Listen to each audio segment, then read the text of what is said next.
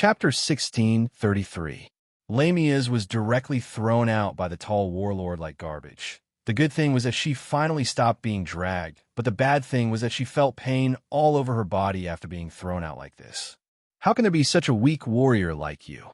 The tall general snorted. Feed these Pegasi as fast as you can. When the last ray of light of the setting sun ends, they must gallop in the sky again. With that, the tall warlord turned around and left, completely ignoring Lamia's, who had an ugly look on her face. Lamia's felt that she was naturally weak compared to the human warriors in this divinity's war. She gently rubbed her knees that were already scraped and climbed up with difficulty. Looking forward, she suddenly understood why she had been directly grabbed by the tall battle general. In an open space not far away, there were dozens of snow-white exotic horses with wings on their backs. Pegasi. Beside these Pegasi, there was a female warrior feeding them. Not far away, there was a small camp where a group of warriors with better equipment were resting. Through her special judgment, Lamia's guessed that the warriors resting in the camp should be suitable for these Pegasi. As for those female warriors, they should be the coachmen. And Lamia's, who had just stripped a female warrior from the wounded camp, was obviously the same as the one feeding the Pegasi. It turned out that she had been treated as one of the female warriors here. Lamia's could not leave here. Along the way, she had seen all kinds of camps. For her, who had no means of self-protection, she could not defeat any of the warriors. She could probably only bully those poor guys with broken arms and legs in the wounded camp. She could not escape, and there was no reason to be lazy. In this divinity's war, no one could be idle, except for those warriors. But obviously, Lamia's was now a misunderstood logistician. She silently walked into the group of Pegasi, observing the actions of the female warriors around her. She held the food with both hands and came to a Pegasi that was temporarily unattended. The strange thing was that Lamia's didn't have any difficulty communicating in this battle of the gods. She was obviously not familiar with the language here. She could easily understand the language here. At the same time, she could also communicate with the other party without any difficulty. It was as if she was born with it. Lamia's could only console herself. At least Luaccio still provided her with a minimum amount of help, so that she would not be unable to understand the language. The female warrior who was feeding the Pegasus did not pay too much attention to the arrival of Lamia's. She could see the fear and worry in the eyes of these female warriors.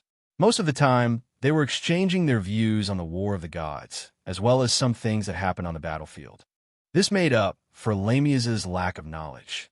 She quietly walked among the female warriors with her head lowered, quietly collecting all the information she could hear. The current situation was that the battle between the gods, which had been instigated by Hell, had reached its climax. Both sides were in a stalemate, and countless gods were dying every day. Originally, in the beginning, the gods of Mount Olympus, who were connected to the deep sea, had maintained an advantage in the face of Hell's attack. However, the warriors of Hell were difficult to kill. They could return from death through the power of Hades.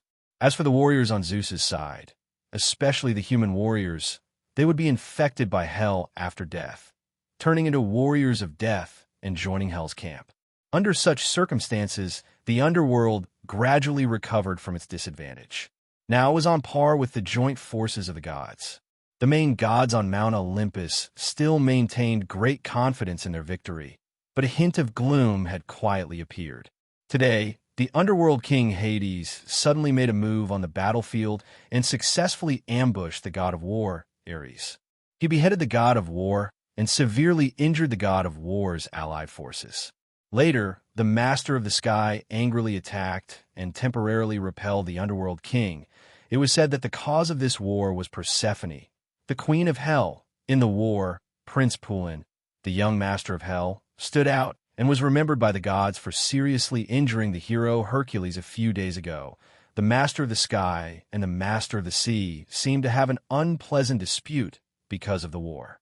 Currently, the sea warriors under the Sea King temporarily retreated to the edge of the Gold Coast. Several human countries directly declared their surrender in front of Hell's army. In the human battlefield of the gods' war, Hell's side seemed to have the upper hand. Tonight, the Pegasus camp seemed to have another secret operation.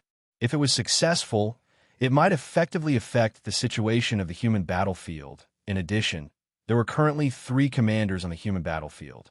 They were the hero Perseus, the hero Hercules, and the hero Achilles. What kind of chaotic mythological era is this?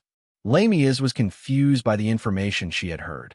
Her not very rich knowledge of ancient Greek mythology had become more and more chaotic.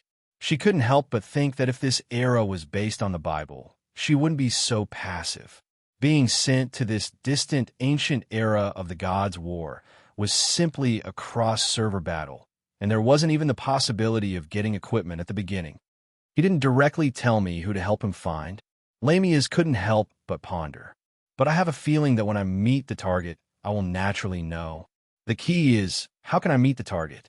In this war of the gods, humans, demons, hell, and gods. It's like looking for a needle in a haystack. There was another problem. If she couldn't find it, did it mean that she had to stay in this era? If she stayed in this era until she died of old age?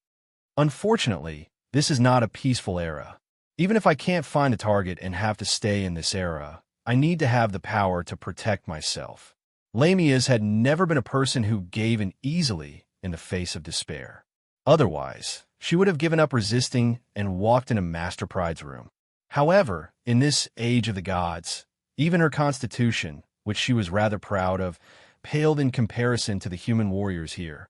She could not even find the slightest clue as to how to obtain the power to survive here. This is too much. You don't even give me a little time to develop. While she was secretly angry, the Pegasus that she was brushing suddenly pressed Lamias to the ground.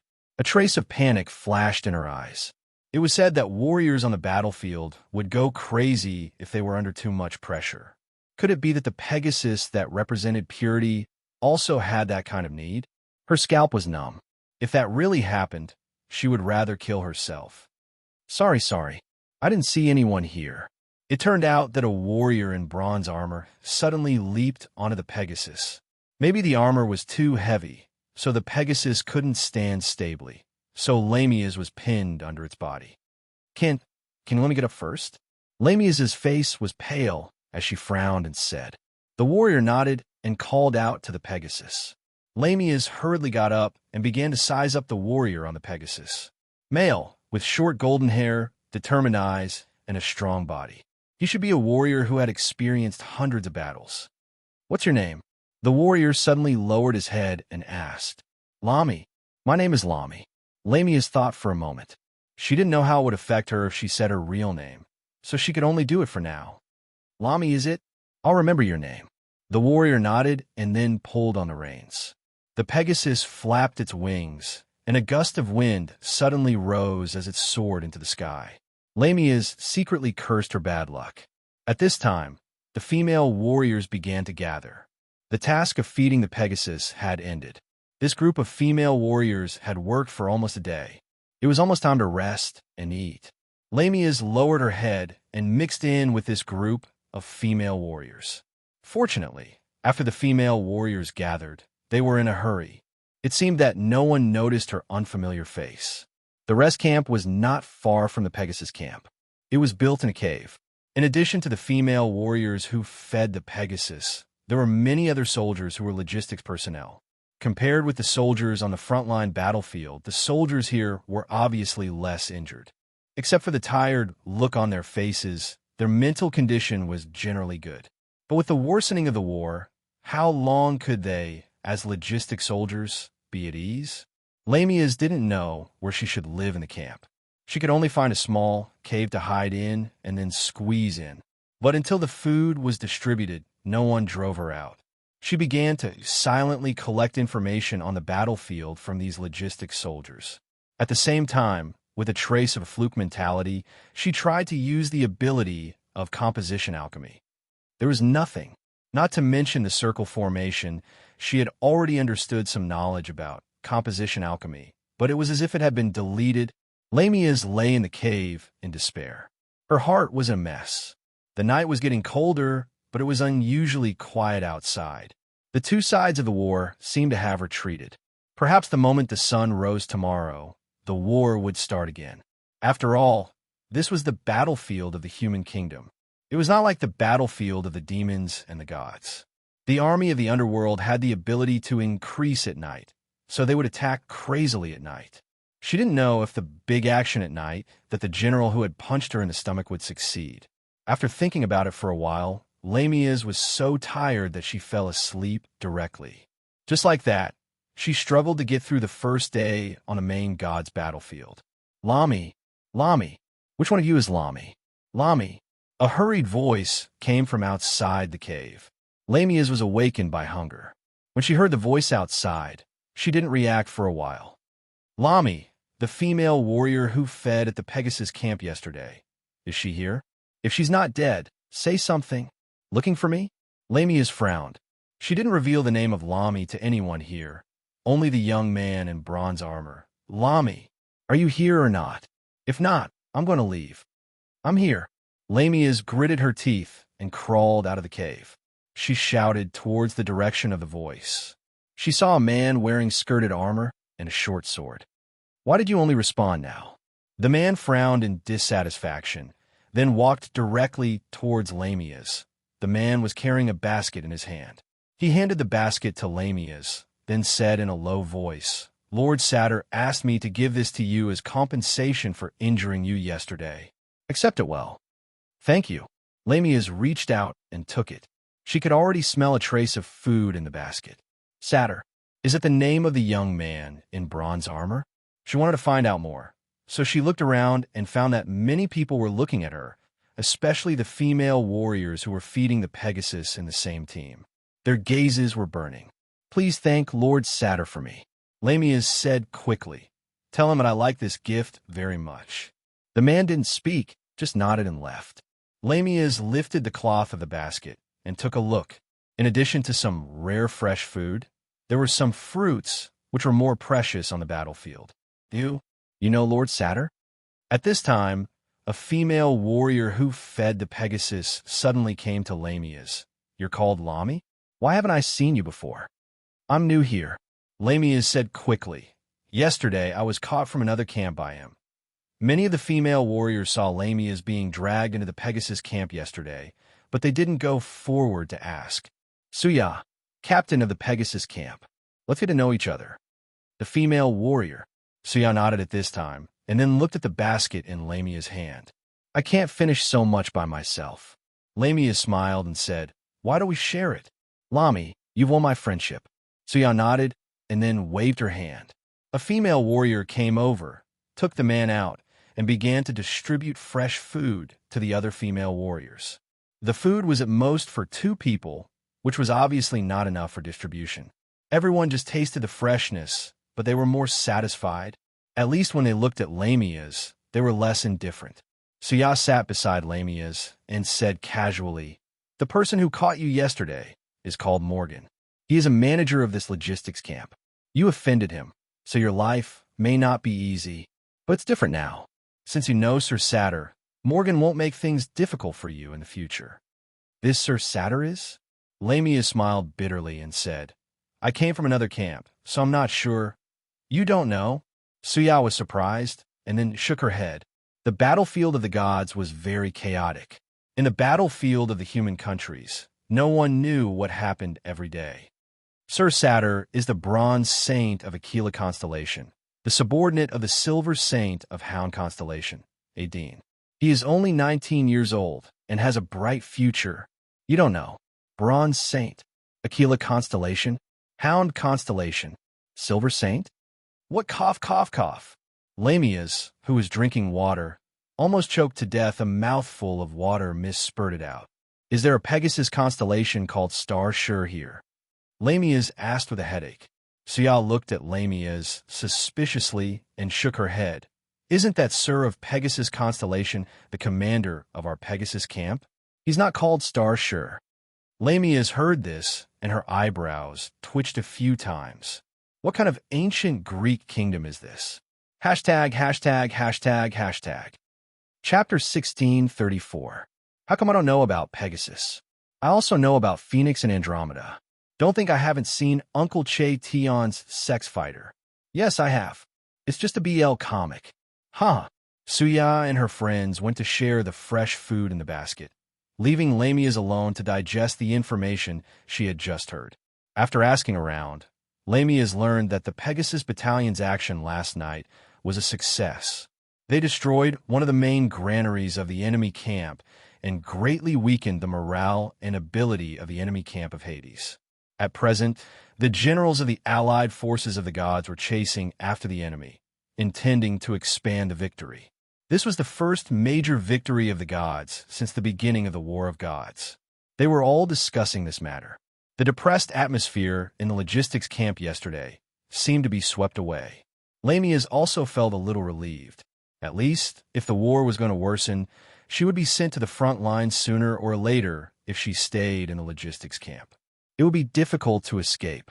According to Suya, there were special wizards in the allied forces who would monitor deserters at any time. This was the battlefield of the gods.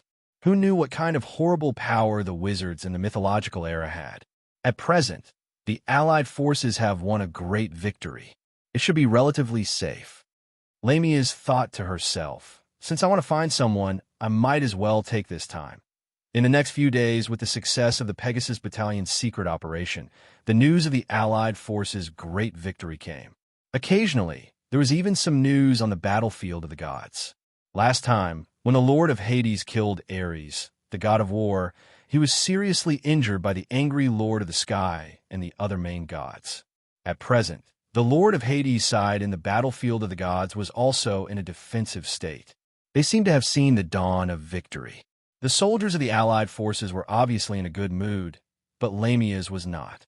For the next few days, she spent all her free time wandering around the barracks. She didn't know who she was looking for. She only knew that if she met him, she would feel something. However, she didn't know what this feeling was. In general, for the next few days, she didn't feel anything special. Instead, she became familiar with the logistics camp. It seems that the person I'm looking for is not in this logistics camp. Then, Lamia's, who was carrying a bucket of feed to the Pegasus Battalion, could not help but frown. I want to go to another camp. He hoped that the person he was looking for could be found in the human nations of the Allied army. If it was in the enemy camp, it would be quite a headache. But if it was really in the enemy camp, he could think of a way. But if it was in the battlefield of the gods, she would never forget the first time she came to this battlefield of the gods. That scene was like a meteor crashing into the ground. She would die. She would definitely die. Lamia? Lamia? You're Lamia? A man's tease? Est. It's really you, Lamia. The young bronze saint of Aquila had a hearty smile on his face. Lamia's paused for a moment before whispering, I'm sorry, Lord Satyr. You're not wearing your armor. I didn't recognize you at first. It takes a lot of stamina to wear the bronze saint robe. When not in battle, it is usually stored in the saint robe chest. Satyr seemed to be in a good mood today. He joked, how is it? Do I look more handsome when I'm wearing the saint robe? Perhaps it was because a crooked stick would have a crooked shadow. Not to mention the messy private life of the Sky Lord on Mount Pantheon. The human nations were also very open at the moment. Last night, Suya had quietly asked Lamia's if she was interested in going to the Pegasus Knight's tent. Of course, she refused. Although she was very open about it, there was no coercion. On the battlefield, there were many times when morality was relaxed. Perhaps Satyr just wanted to release the pressure of the past few days of fighting. I've always worshipped Saint Seius. Lamia's looked up, stars flashing in her eyes. Satyr laughed happily. Then, he rolled his eyes and said, wait for me. Go, walking hormone. I know what you want to do. Lamia's narrowed her eyes at once. She felt that the key to leaving this logistics camp and going to other places was probably on this bronze Satyr. Soon, Satyr returned with a huge bronze chest. At first, Lamia's had some reservations about the Saint Seiya's that Suya mentioned. But when she saw the bronze chest Satyr was carrying, well, this was definitely not the ancient Greek divine kingdom in official history. Lamia's even vaguely felt that this world where the Greek gods appeared was a different place from the world she originally lived in. Lammy, do you want me to show it to you here? Satyr smiled. revealing his white teeth that were so bright that they could almost shine. Lamias quickly said, "My lord, I think we need some food. Today's weather is good, and I've finished my work early. I know a very good and quiet stream ahead. It will be a good place for a picnic." Ha ha! Satyr's mood was getting better. As a holy cloth warrior with a rich future, he had a lot of privileges in the camp. Food and wine were things that could be prepared in an instant.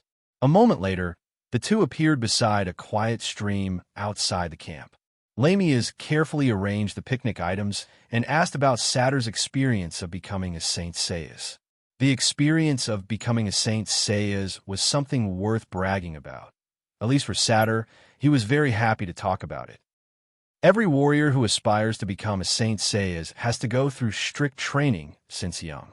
In the Sanctum, there are many young people like me who dream of becoming a bronze saint since young. My teacher has never been able to become a bronze saint in his entire life. I am his greatest hope. Lamias poured Satyr a glass of wine. Is it really so difficult to become a bronze saint? It's difficult. Even for me, it's just because of good luck. Satyr recalled, "We trained our bodies to the limit, endured pain far beyond the limits of the human body, and kept suppressing the potential in the body. Only the strongest body can withstand the power of the holy cloth.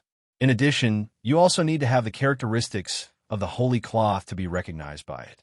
There was once someone who defeated many opponents and was called the strongest in the competition for the holy cloth, but in the end, he could not get the recognition of the holy cloth. He was just an ordinary warrior in old age." The characteristics of the holy cloth? Lamias blinked. Her eyes were like silk. "My lord, what are your characteristics?" "I am a spirit that pursues freedom." Satyr smiled and said, "My compatibility with the Aquila constellation holy cloth is the highest among the warriors of the same generation. Of course, I'm also the strongest among the warriors of the same generation." "You are really amazing."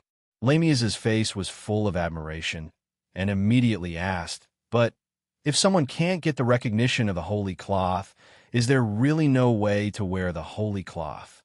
Satyr said seriously, "Without the recognition of the holy cloth, if you want to wear the holy cloth by force, the final result will be to be destroyed by the holy cloth's strong power." Lamias's face was full of fear. Satyr laughed and stood up. At this time, the chest of the bronze holy cloth suddenly opened, and a green light was emitted. Lamias watched all of this happen. She saw the Aquila constellation holy cloth in the chest fly out one by one, and then attach to Satyr's body. "You are really too heroic, Lord Satyr." Lamias continued to pour wine. Satyr, who had a strong body, didn't care about the wine at all, as if he was drinking water. Speaking of which, Satyr was not old, and became a bronze saint at the age of 19. He also wanted to be like the other warriors in the camp, to be able to maintain a relationship with a few young and beautiful women. And before this Lami, he had already succeeded. With the identity of a bronze saint, coupled with his young strength and handsome appearance, the women in the camp couldn't resist at all. Satyr, who already had experience, looked at Lamias with burning eyes and continued to send out signals called hormones. Finally, under a burst of heat, Satyr directly removed the bronze holy cloth and reached out to lift Lamias's chin. "Lamias, I liked you very much when I first saw you. You're the most beautiful woman I have ever seen. After this war of the gods is over, marry me." These were obviously very affectionate words. Lamias's eyelashes moved slightly, and like a frightened animal, she gently pushed Satyr away and lowered her head. "I heard that many women also like you, Lord. They can't compare to you." Satyr's body became more and more hot, and then he directly pounced on her. Lamias gently dodged to the side, and Satyr, who pounced on nothing, immediately fell to the ground, and then he didn't stand up again. Lamias frowned and muttered, "The physique of these Saint Seiyas is really terrifying. If a Pegasus was always in a battle posture, it would be quite excited and unable to rest. Therefore, in order to let the Pegasus rest well, the female warriors in charge of feeding the Pegasus would usually use a special kind of herbal concoction to help the Pegasus fall asleep. A whole 3 times the amount of herbal concoction. After a long while, Satyr finally fell asleep. Lamia shook her head and stood up. After casually kicking Satyr a few times, she sneered. You want to sleep with me? Little brat, who hasn't even grown hair yet. Okay, you can come out now. Nimitz. Lamia's quickly said at this time, and the next moment, a fat and strong woman rushed out of the forest. Nimitz was also a female warrior in charge of feeding the Pegasus in the Pegasus camp. She was a woman with huge desires, but unfortunately, no one cared about her. Nimitz, who was twice the size of Lamia's and had a fierce face, walked over at this time. Are you really going to give this opportunity to me? Haven't you always wanted to sleep with the Saint Seius? Lamia's quickly said, Look at him, young, handsome, and has a bright future. How perfect is this body? The woman with a fierce face couldn't help but breathe quickly, but she was hesitant. If Lord Satyr wakes up, it's just a short-lived marriage. Lamia smiled and said, Do you think Satyr will announce this after he wakes up? This may be your only chance. Why do you want to help me? Nimitz looked at Lamia's warily, but her eyes were unable to leave Satyr's strong body. I need the identity of Satyr's lover, Lamia said indifferently, but I don't want to give myself to him, so I need a substitute. If you don't agree, I'll do it myself, and then you'll continue to be the Nimitz that no one cares about. Lord Satyr, Lord Satyr. Nimitz seemed to be possessed as she kept repeating this name. Suddenly, she pounced on Satyr's body. Lamia sneered and slowly backed away. Lick me, at least you won't lose everything, at least you'll sleep with me. Nimitz finally remembered that there was an audience beside them and regained some of her rationality. She hurriedly carried Satyr and walked behind a huge rock. Lamia's picked up an apple and bit into it. Then her gaze landed on the box that contained the Aquila constellation St. Cloth. She hesitated for a moment, then finally walked to the front of the box and reached out to touch it. But just as her fingers touched the box, she felt an electric force prickling her fingers. She couldn't help but retract her hand, and at the same time, she broke out in cold sweat. What is this? It was something that peeked out from Satyr's clothes. It was a purple crystal that was about the size of a thumb. From behind the huge rock, she could faintly hear Nimitz's voice. Other things aside, Nimitz's voice was actually quite pleasant to listen to. Lamia's fainted and goosebumps rose all over her body. She casually picked up the purple crystal from his clothes. At that moment, the purple crystal in her hand suddenly emitted a faint light. The faint light shot into Lamia's eyes. Lamia's was momentarily dazed. After a while, she softly groaned and fell to the ground with an exhausted expression. She took in big breaths and muttered to herself. St. Cloth Communication Meditation Training. Training? Lamia suddenly looked in the direction of the huge rock, then said with slight anger, You damn Satyr, you actually dared to lie to me. Nimitz, I still have an energy herb here for the Pegasus. Do you want it? Give it to me. Hashtag PS. The next chapter will be before 12, //. Chapter 1635. It was called the Seed of Power, and it was the power of the soul. When the seed broke through the soil of the soul, it would awaken the hidden power. The human body was like a small universe with a treasure trove, containing a ruthless and endless power. The gods had handed the key to opening the treasure trove into the hands of the humans, allowing them to have the ability to resist the monsters. Unknowingly, it's already been 10 days since I started meditating. In the karst cave where she was resting, Lamia slowly opened her eyes. After a night of meditation training, she only felt sore all over, but her spirit was unexpectedly strong, and her thoughts had become sharper. This seems to be a sign that only appears after completing the initial stage of meditation training. Her active thoughts made Lamia's frown. According to the meditation technique of the Amethyst Inheritance, it seemed that without 1 or 2 years of hard work, it would be impossible to achieve such results. Moreover, even if it was hard work, it was the hard work of those with talent. I've only trained for 10 days. How can it be so fast? Could it be because this is the age of the gods, and it's far from the trough of transcendence in my time? With the small success of the meditation technique, Lamia's could vaguely feel that there was a huge power all around her, but she was completely unable to pry open this power. This is the key to entering the inhuman realm. Lamia's was delighted. Even when she was a combat nun of the Black Order, she had not been able to step into the inhuman realm as she wished, and could only rely on external objects. It's a pity that obtaining the key to becoming an inhuman is in an era where death is imminent. After shaking her head and tidying up her clothes, Lamia's walked out of the cave where she was resting. At this moment, Nimitz, who was not far away, immediately walked up to her. Similar things had happened twice in the past 10 days.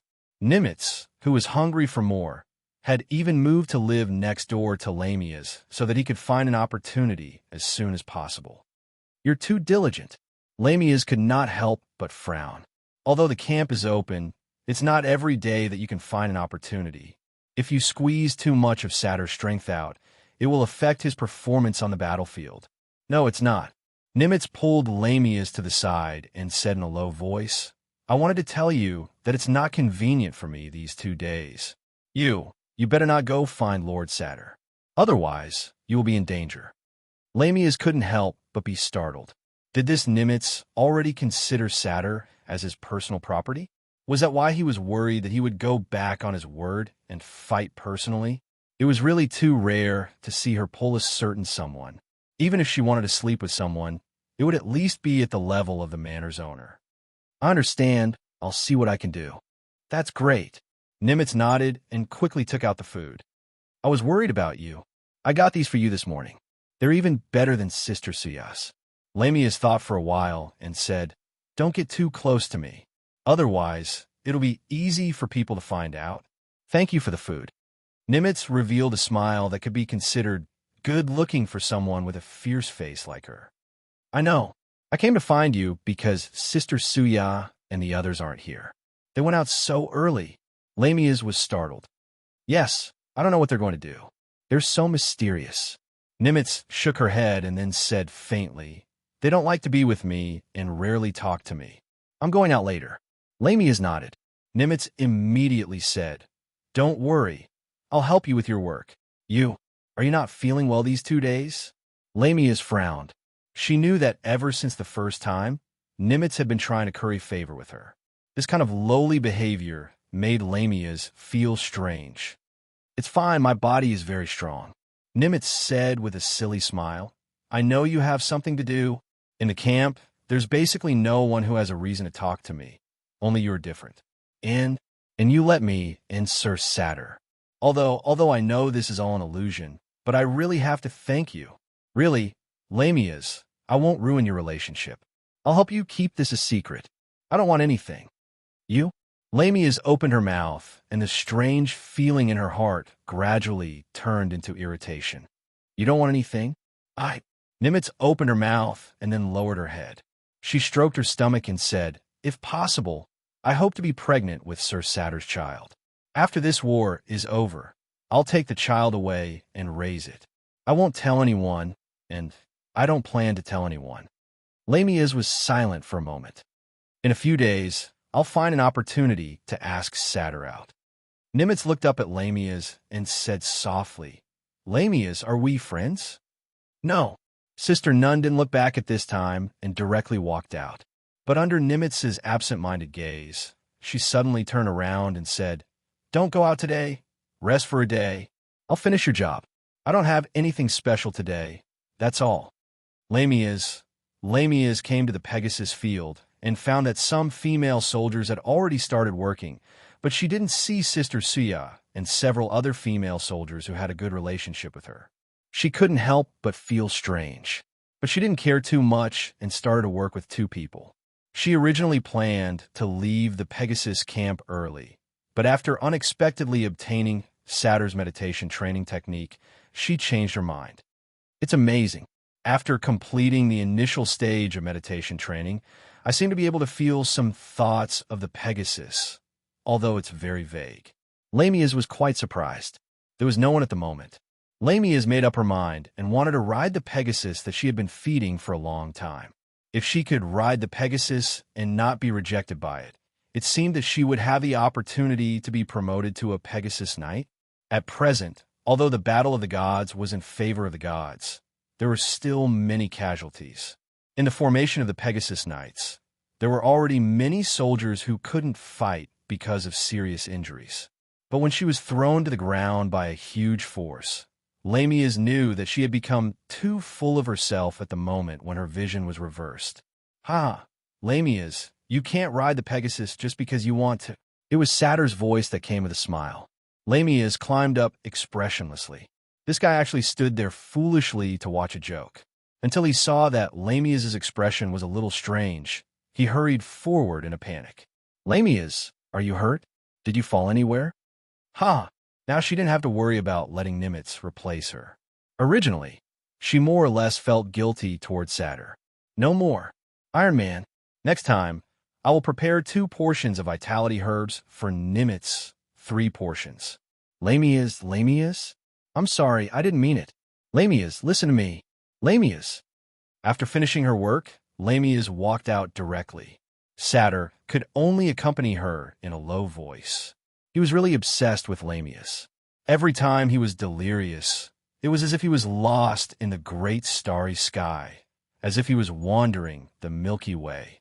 Although every time was so abstract, every time he could always hear the sweet moans of 100 roars and 1,000 soft moans. Every time he thought of it, Satyr had a feeling that he couldn't stop even if he wanted to. How could 1 time be enough? 2 times wasn't enough, even if it was 3 days and 3 nights. "Lamia's, there's no battle today. I can move freely until dusk." "Oh, is that so? Then you should have a good rest, Master Satyr. You need to replenish your strength and fight for the kingdom. Fight for the glory of the gods." "Lamia's, how can you forgive me?" Satyr frowned, with a hint of dissatisfaction. Lamia's said with grievance, "I am working hard in Pegasus camp alone, but you come to laugh at me, and now you are treating me like this. Satyr, I think we should end this wrong relationship. You are not a man worthy of my sacrifice. Do you know? Other than you, the other warriors are also very good to me. I am the only 2 Saint Seiya in Pegasus camp," Satyr said angrily. "Other than Master Pegasus Constellation, I am the strongest here. How can they compare to me? At least, those people are loyal enough, right?" Lamia's said miserably.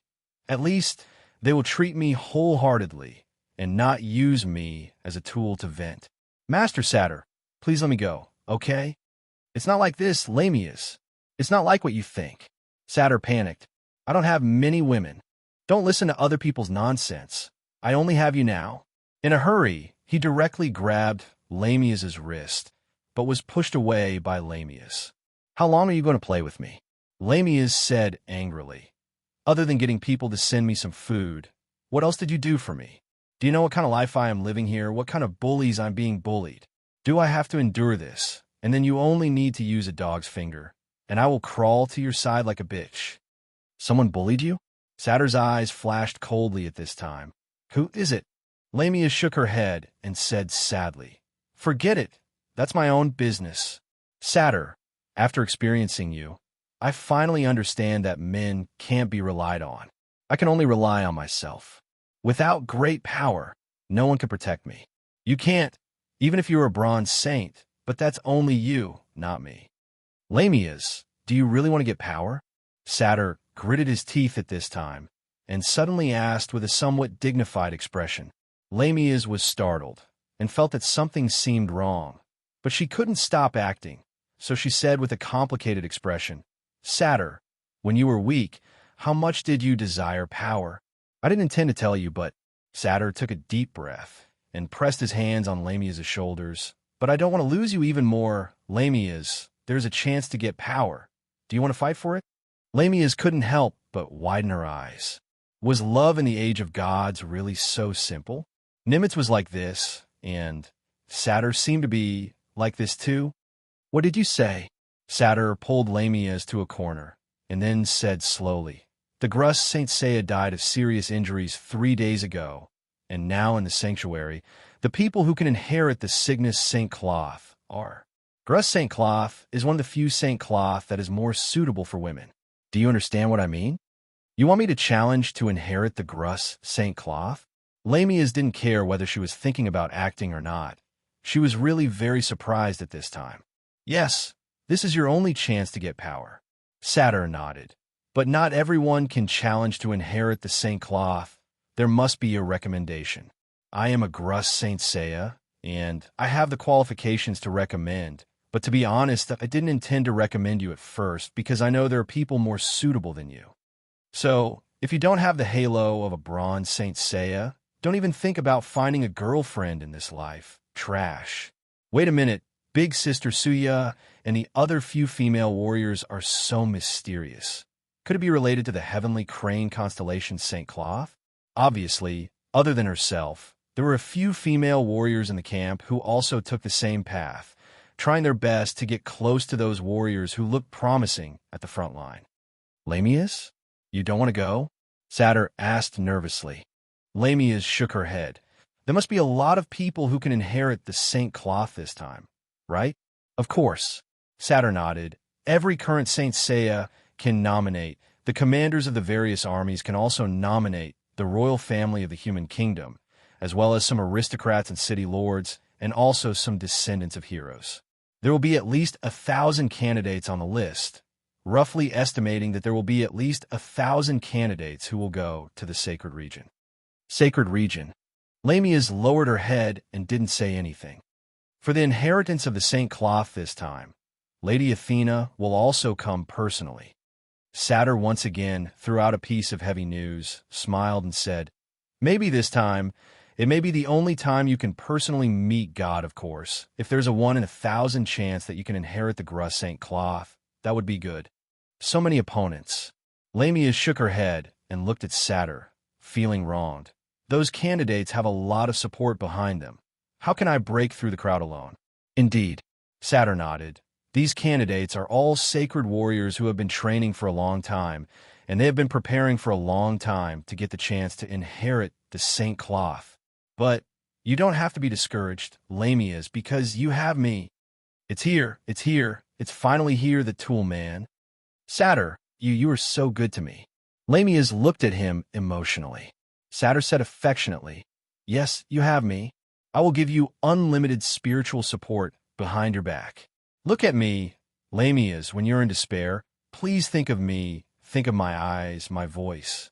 I will always be with you.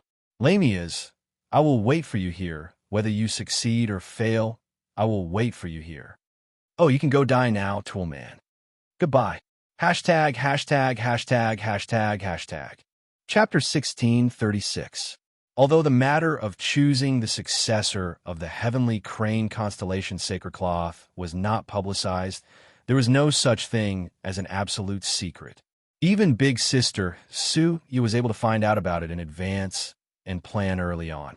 Lamias naturally did not believe that there were no similar people. In any case, he had at least gotten Satyr's recommendation. In order to express her gratitude, before the day of departure, Lamias excitedly sent Satyr off. She released the Nimitz beast that night and gave it 3 portions of energy herbs for free, perhaps because he knew that Lamias might not return in the future. Nimitz exhausted all his energy that night, hoping that he could succeed in one strike. Lamias did not know whether he could succeed or not, but she knew the scientific point of view of the first 4 and the last 5. However, she did not kindly remind him. Looking at Satyr, who was sleeping soundly with a pale face, Lamias thought for a while and directly took the purple crystal from Satyr's body. Just take it as your so-called support. It was better than nothing. On the day of departure, only Nimitz who knew about it came to send them off. As for Satyr, he did not appear. It was said that the Pegasus camp had a mission at the last minute. The amount of sleeping medicine used on Satyr yesterday was a little too much. It was unknown if he could wake up in time. Do you have any relatives or friends in the sacred domain? Lamias looked at Nimitz and asked. No. Nimitz shook his head. How could someone like me have relatives in the sacred domain? Why do you ask? Lamias shook her head and laughed in her heart. According to the storyline, she should be able to receive a side mission from Nimitz. Nimitz could be the illegitimate daughter of some big shot and had a very strong talent. With just one chance, she could turn an ugly duckling into a crane or something. You have to be careful on the way. Nimitz stuffed a small package into Lamia's hand. There is some food in here. Take care of yourself on the way. Nimitz's rations X1 get. All right. Lamia's put away the package and glanced at the reluctant Nimitz. Was this guy sad that he wouldn't have the chance to sleep with Satyr after she left? Lamia's always felt that her thoughts seemed to be a little dark. Rami, whether you succeed or not, remember to come back. Nimitz's eyes were red. I think I might not have won the bid last night. Lamia's was silent for a moment. In the end, she shook her head and walked towards the group that was heading towards the holy region. Holding her handkerchief, Nimitz sent them off with tears in her eyes. It wasn't until the group finally disappeared that she sighed dejectedly and opened the item in her hand that was wrapped in cloth. These were the things that Lamia's gave her before she left, saying that they were some souvenirs. Opening the package, there was a piece of animal skin inside. Nimitz read the contents of the animal skin with some surprise. Holy Garment Communication Meditation Training Technique. The group that was heading toward the holy region was obviously not the only group that she was currently in. It was just that the journey had just begun and they hadn't met up yet. However, the group was basically made up of people that came from Lamia's original camp. There weren't many of them, only about 30 people. Most of them were women. However, Lamia's only saw one familiar person in the group, Sister Suya. Suya, who was rather travel-worn, was also surprised to see Lamia's, who appeared in the group at the end. She even went directly to Lamia's. I really didn't expect to meet you here, Sister Suya said in surprise. I originally thought that you would only team up with people like Nimitz. Now it seems that I still underestimated you. You're alone? Lamia's asked expressionlessly. Sister Suya shrugged. You know how precious it is to be a candidate for the Holy Garment. We're different from those people with power and background. A spot for us is already a luxury. So, those sisters who were very close to you inevitably became the victims of this luxury. Lamia's didn't expose it, and there was no need to do so now. She even smiled. Congratulations, you've succeeded. You too. Sister Suya narrowed her eyes. So, your spot was indeed given by Sir Satyr. I know that you two are often together. Lamia's didn't comment. The group of candidates in front were now gathered in twos and threes, as if discussing something. They didn't get along well with each other. After arriving at the holy region, everyone was a competitor. How about we form an alliance? Sister Suya suddenly suggested. Let me think about it. Lamia's retreated in order to advance. What a joke. Before forming an alliance, what conditions were there to discuss? I have some information about this competition. Sister Suya lowered her voice and said, but I need people who can help me all the way to the end to make this information valuable. We'll share the information and determine the winner in the end. Lamia's didn't hesitate. Deal. Sister Suya was obviously more straightforward. After that, Sister Suya began to win over the rest of the female warriors in the team. Lamia's looked at the thing that Sister Suya gave her before leaving and couldn't help but fall in a deep thought. The thing that Sister Suya gave her was obviously a Holy Garment Communication Meditation Training Technique, but it was less than a third of the content. As long as I follow you all the way, I'll be continuously given the content at the back. Lamia's shook her head. If she hadn't obtained the meditation training technique from Satyr in advance, she probably would have seriously cooperated with Suya. It's a pity that Suya must have already started the training, and her progress may be much faster than mine. Lamia's looked at the female warriors who were gradually convinced by Sister Suya's persuasion and shook her head again. These female warriors would probably never be able to catch up with Sister Suya's progress. But why does Sister Suya also have the meditation training technique? Holy Realm, 12 Palaces. The sacred ceremony was spread out, and the stairs on Mount Pantheon fell from the sky. The goddess with a scepter in her hand walked down the stairs. Those in the Holy Realm who sensed it all knelt on the ground and shouted the goddess name, Athena. At the same time, the 12 palaces surrounding the goddess temple shot out a golden light. The 12 golden saints, which represented the most powerful combat power of the holy Sayas, gathered in the center of the goddess temple. The goddess was wearing a white robe. As she walked down the last step of the stairs, she restrained the divine light on her body and looked like a flawless girl in the human world, lovely and moving.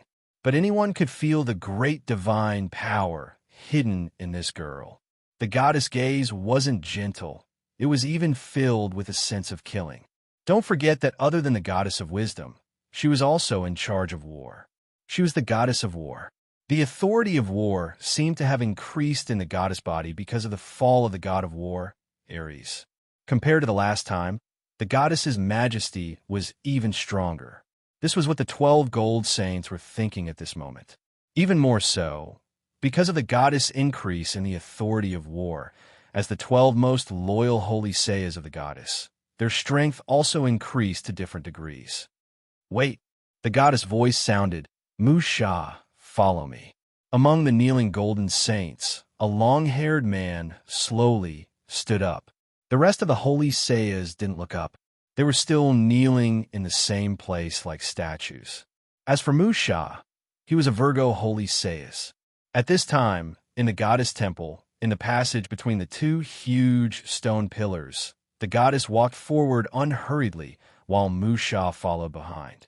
Musha couldn't see the goddess' face and didn't know if the goddess was angry at this time, so he could only remain silent.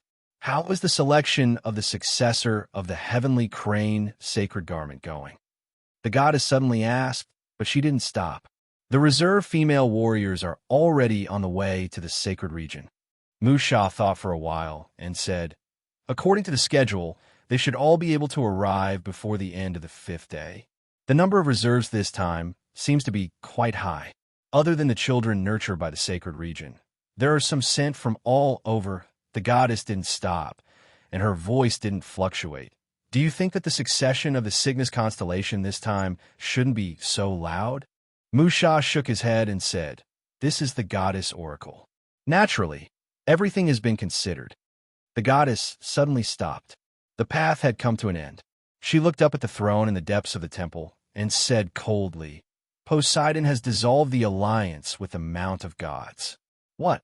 Even Musha, who was the chief of the 12 holy Sayas, couldn't help but be shocked.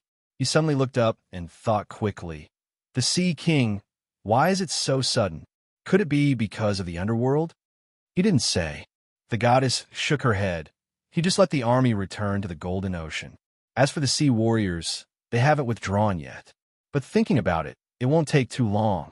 The news hasn't spread to the human countries yet.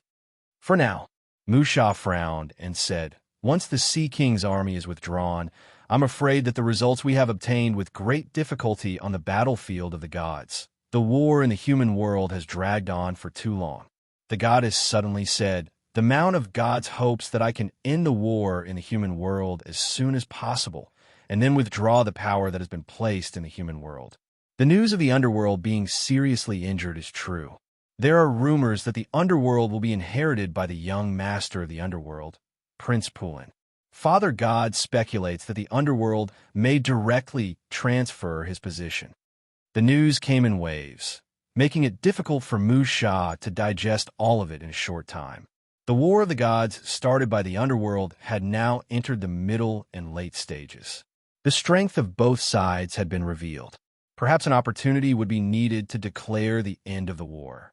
Among the hostile human kingdoms, there are a large number of demigods who have defected to the underworld. Musha sighed. It won't be easy to end the war in the human world as soon as possible unless the gods directly intervene. But if that's the case, the underworld will naturally not be indifferent.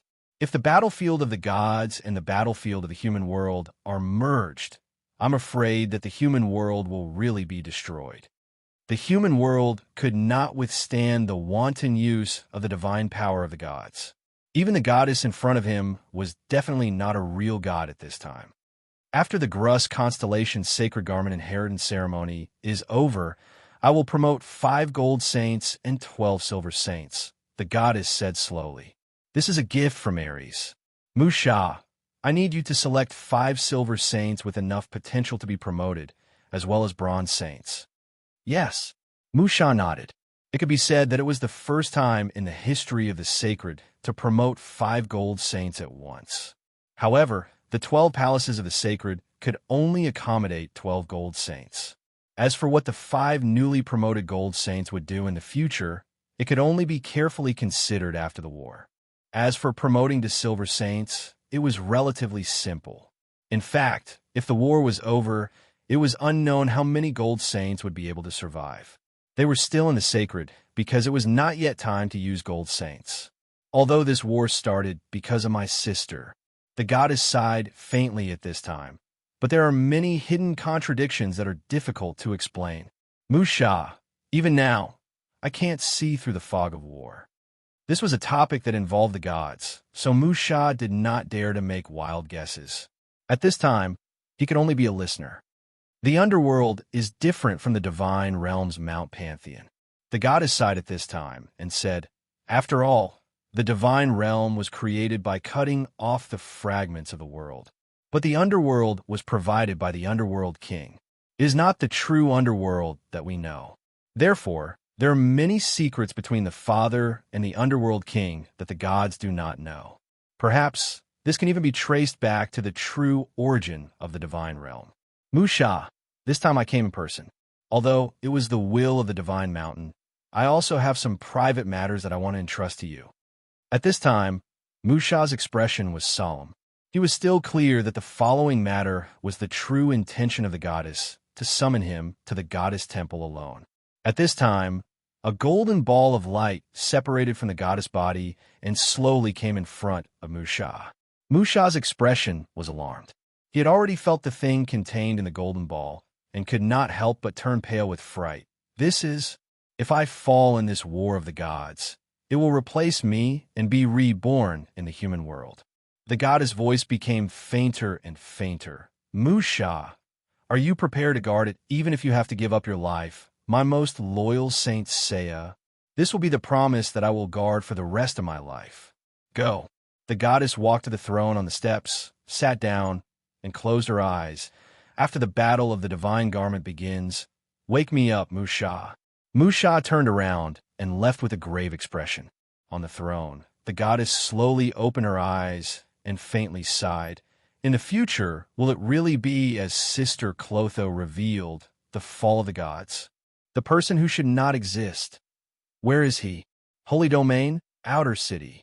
After layers of inspection, a travel-worn team finally stepped into the territory of Holy Domain.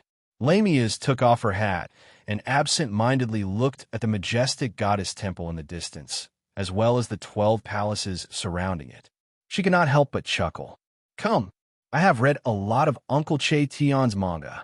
Hashtag, hashtag, hashtag, hashtag, hashtag PS. The next chapter will be before midnight.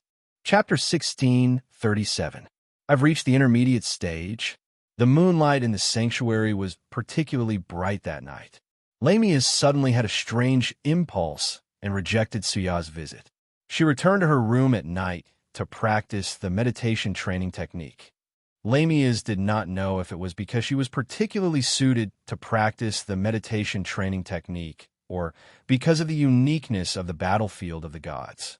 It was supposed to take at least 3 years to complete the final stage, but she completed it on the 3rd day after reaching the sanctuary. Including the time spent on the road, the intermediate stage was even faster than the beginner stage.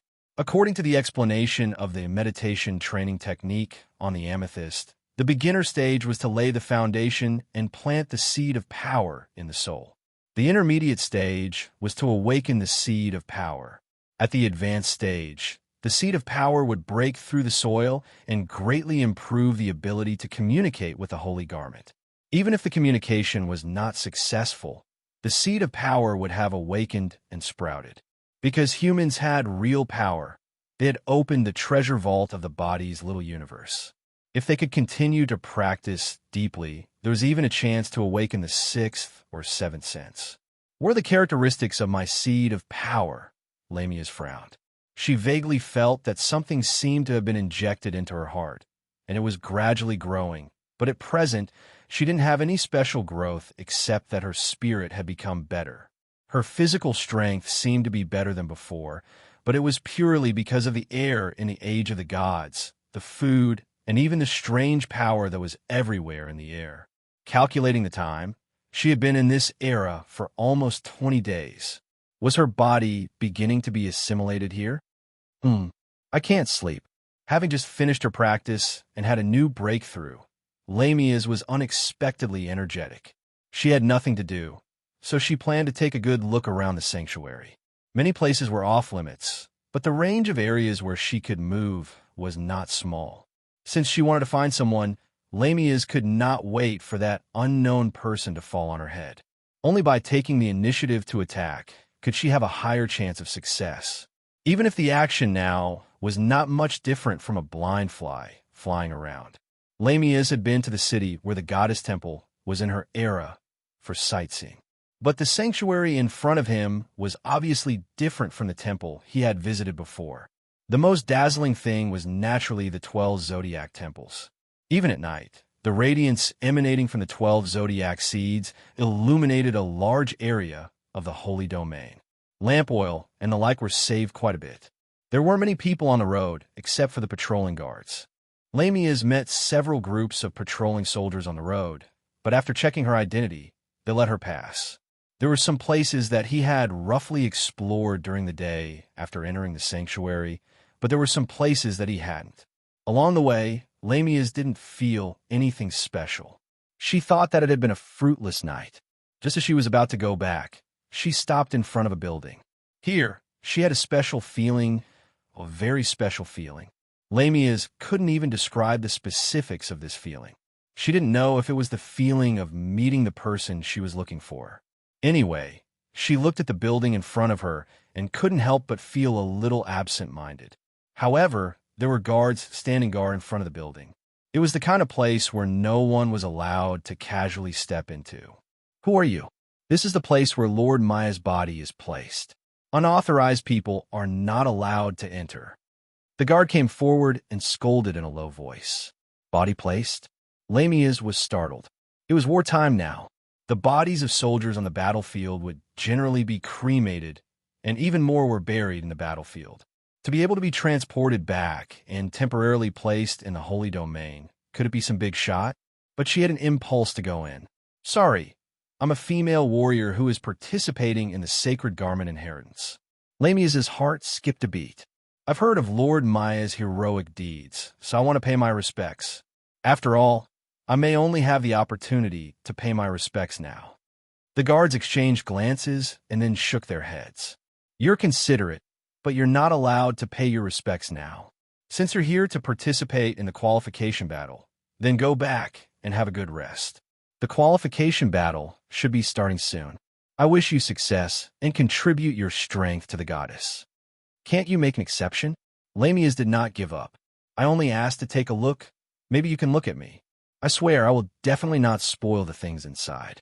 I just want to take a look. Please go back. The guard raised his voice. If you really want to come, then wait until you've inherited the sacred garment and become a silver saint of Grus constellation. We will welcome you very much. Goodbye. Lamia's left without turning back. But after she left the guard's line of sight, she took a detour and came to the back of the building. There was also a group of guards here. In fact, there were many guards at the entrance of the building. So if she wanted to enter normally, there was not much possibility. Lamia's tried to make some movements at the back door, but only one of the guards came out to check. There were still a few who were standing in their original positions. She could only really bid farewell. But at this moment, a man dressed in white quietly appeared behind Lamia's. Her first feeling was fear, especially now that she had trained in the training technique. Her senses had become sharper, and her heart was beating wildly. The white-clothed man was taller than Lamia's by a head, but he was not the kind of robust type. The man was expressionlessly sizing up Lamia's. This made her feel as if she was seen through. The seed of the second stage. The man suddenly opened his mouth. So, you're a candidate for the qualification battle of Grus Constellation's sacred garment. Yes, Master. Lamia's quickly lowered her head. This man was quite scary. With just one look, he knew that she had trained in the training technique. He even saw through her progress. What's your name? Lami, Lamias quickly said. I'm from the Pegasus camp in the frontline battlefield. The man nodded. You're not from the sacred domain, nor are you a member of the royal family. But to be able to come here, it means that you have worked hard enough. But if you want to qualify for the qualification battle, the seed of the second stage is not enough. At least the seed of the third stage needs to be awakened to have a chance. The third stage? Lamias frowned. She always felt that even if it was the third stage, it would not be difficult. But the qualification battle was imminent. There was not enough time left for her. You want to go in? The white-clothed man asked again. Lamias's heart moved. She quickly nodded. Yes, I've heard of Master Moy's deeds, so I want to go in and pay my respects. Pay your respects.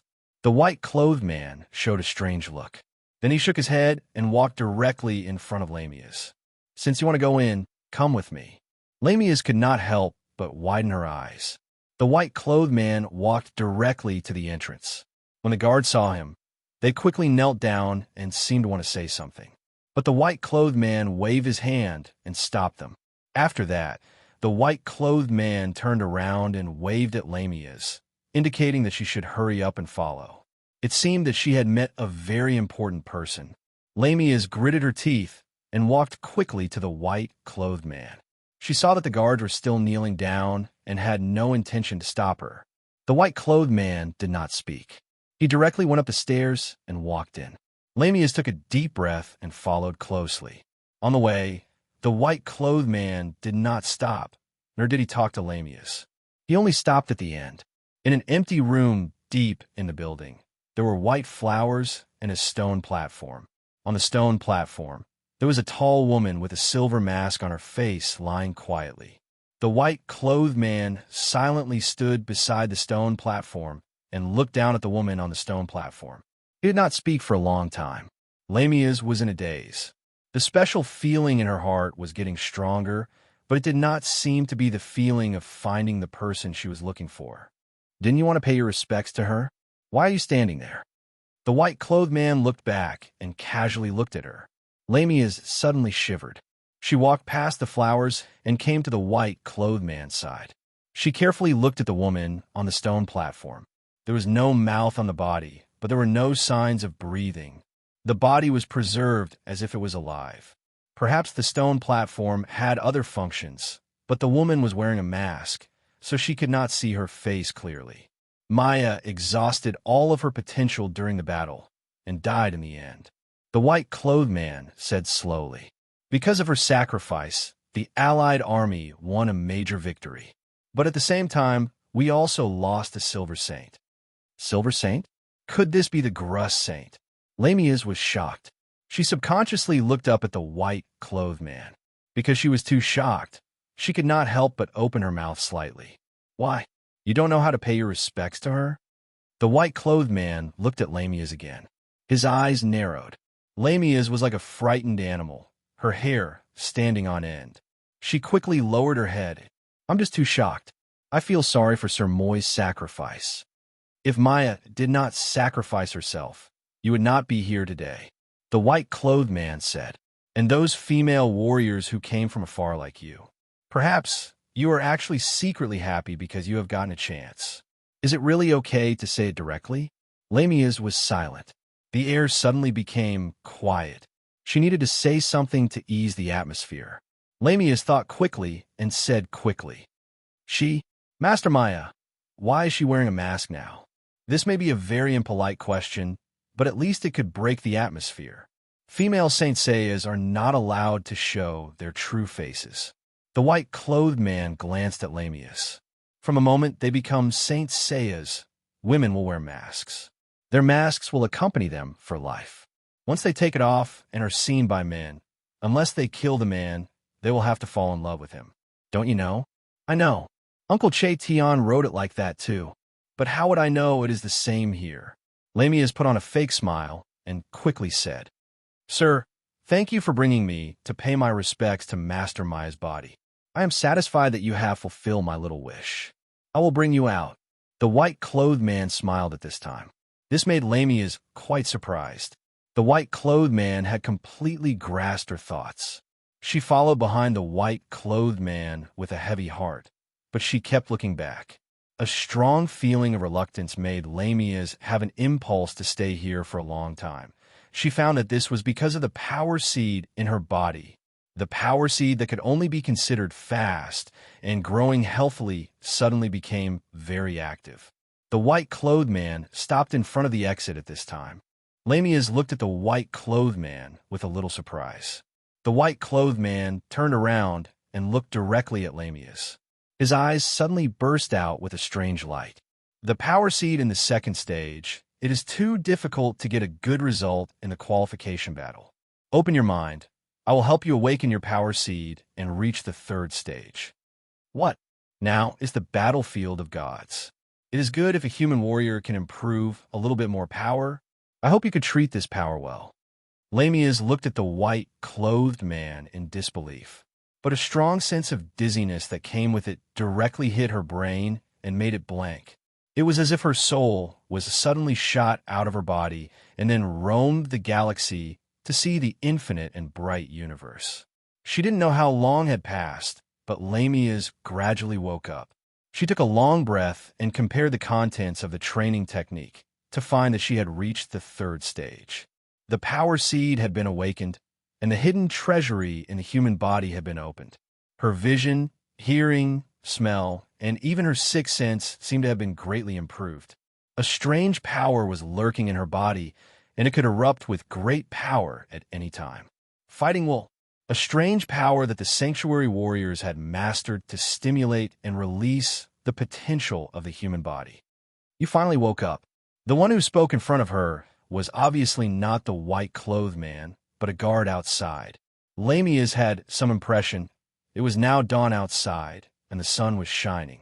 Unknowingly, she had probably spent a night. Lord Musha told me to tell you that you can leave after you wake up, the guard said with a kind look at this time. Lord Musha? Lamia was startled. Musha, the name of the white-clothed man? Yes. The guard nodded. The chief of the Golden Saints, Lord Musha of the Virgo Temple. You are really lucky to get the help of Lord Musha. Lamia suddenly opened her eyes wide. Why was the way this script unfolded so much like Mary Sue? Lamia couldn't help but smell the scent of being arranged. But who could arrange for her? The one who sent her here?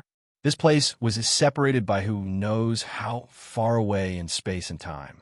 Hashtag, hashtag, hashtag, hashtag, hashtag PS1. 1680 seconds, PS2. I've been working really hard recently. Clench your fist. Chapter 1638. Trialist Labyrinth. This was the venue for the battle for the Holy Garment. After the battle for the Holy Garment began, candidates from all over the place entered this huge labyrinth to gather. The Grus constellation's Holy Garment was in the depths of the labyrinth. Only by entering the deepest part of the labyrinth and finding the Grus constellation's Holy Garment, and obtaining the recognition of the Holy Garment, could one become the new Grus constellation's silver rank. The Grus constellation's Holy Garment is in the depths of the labyrinth. This is a fair opportunity for everyone.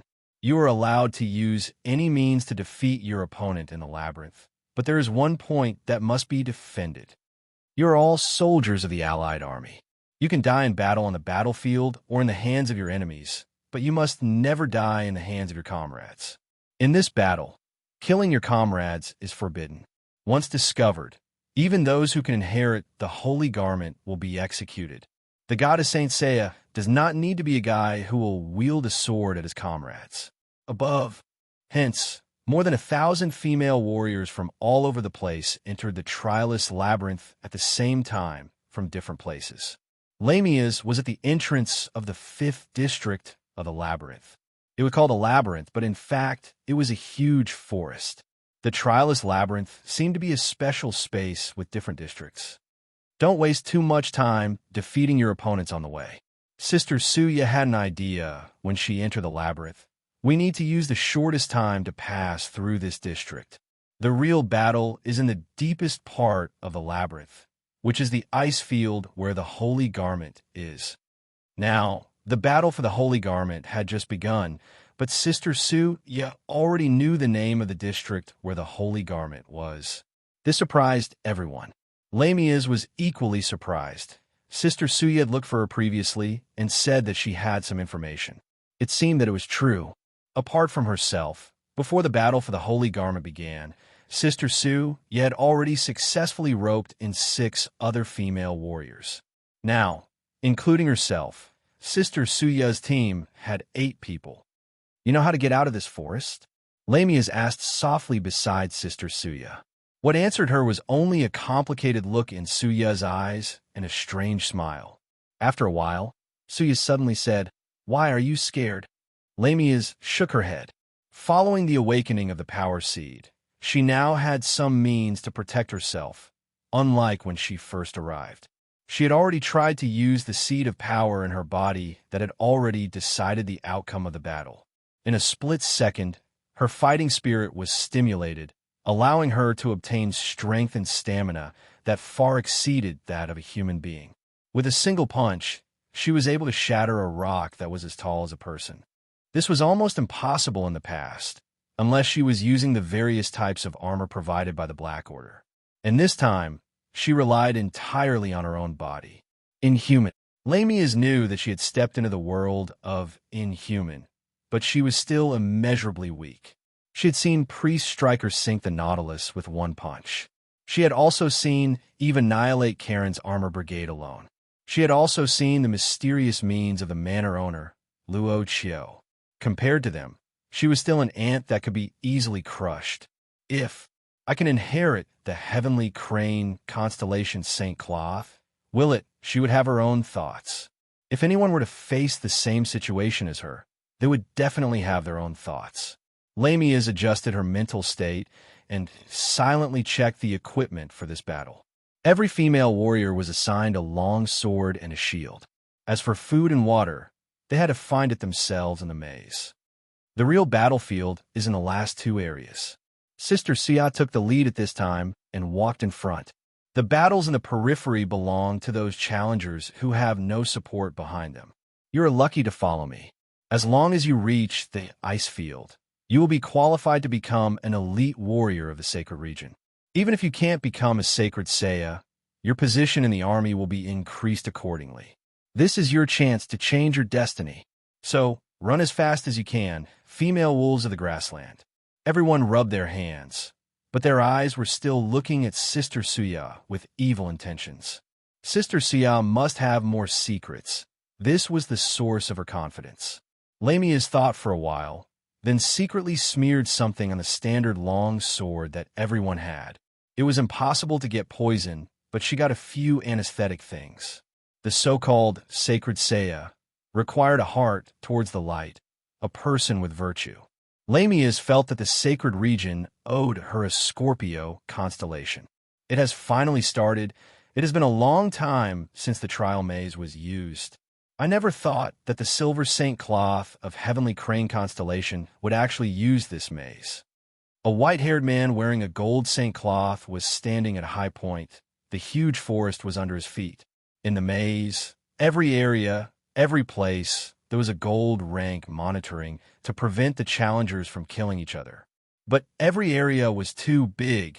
Even a gold rank would not be able to see everything in an instant, so there were also 2 silver ranks. With the strength of a silver rank, it was enough to prevent death before it happened. Using a gold rank was just to eliminate the wishful thinking of the challengers. At this time, a silver rank quickly jumped back from the forest to the 5th District Forest Guardian gold rank of the Golden Palace Scorpio Palace. Master, there is already a small team that has successfully reached the center of the forest and activated the next district.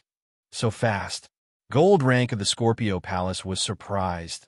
The Battle of the St. Cloth had only just ended half a day ago, and the majority of the challengers were still exploring the 1st district.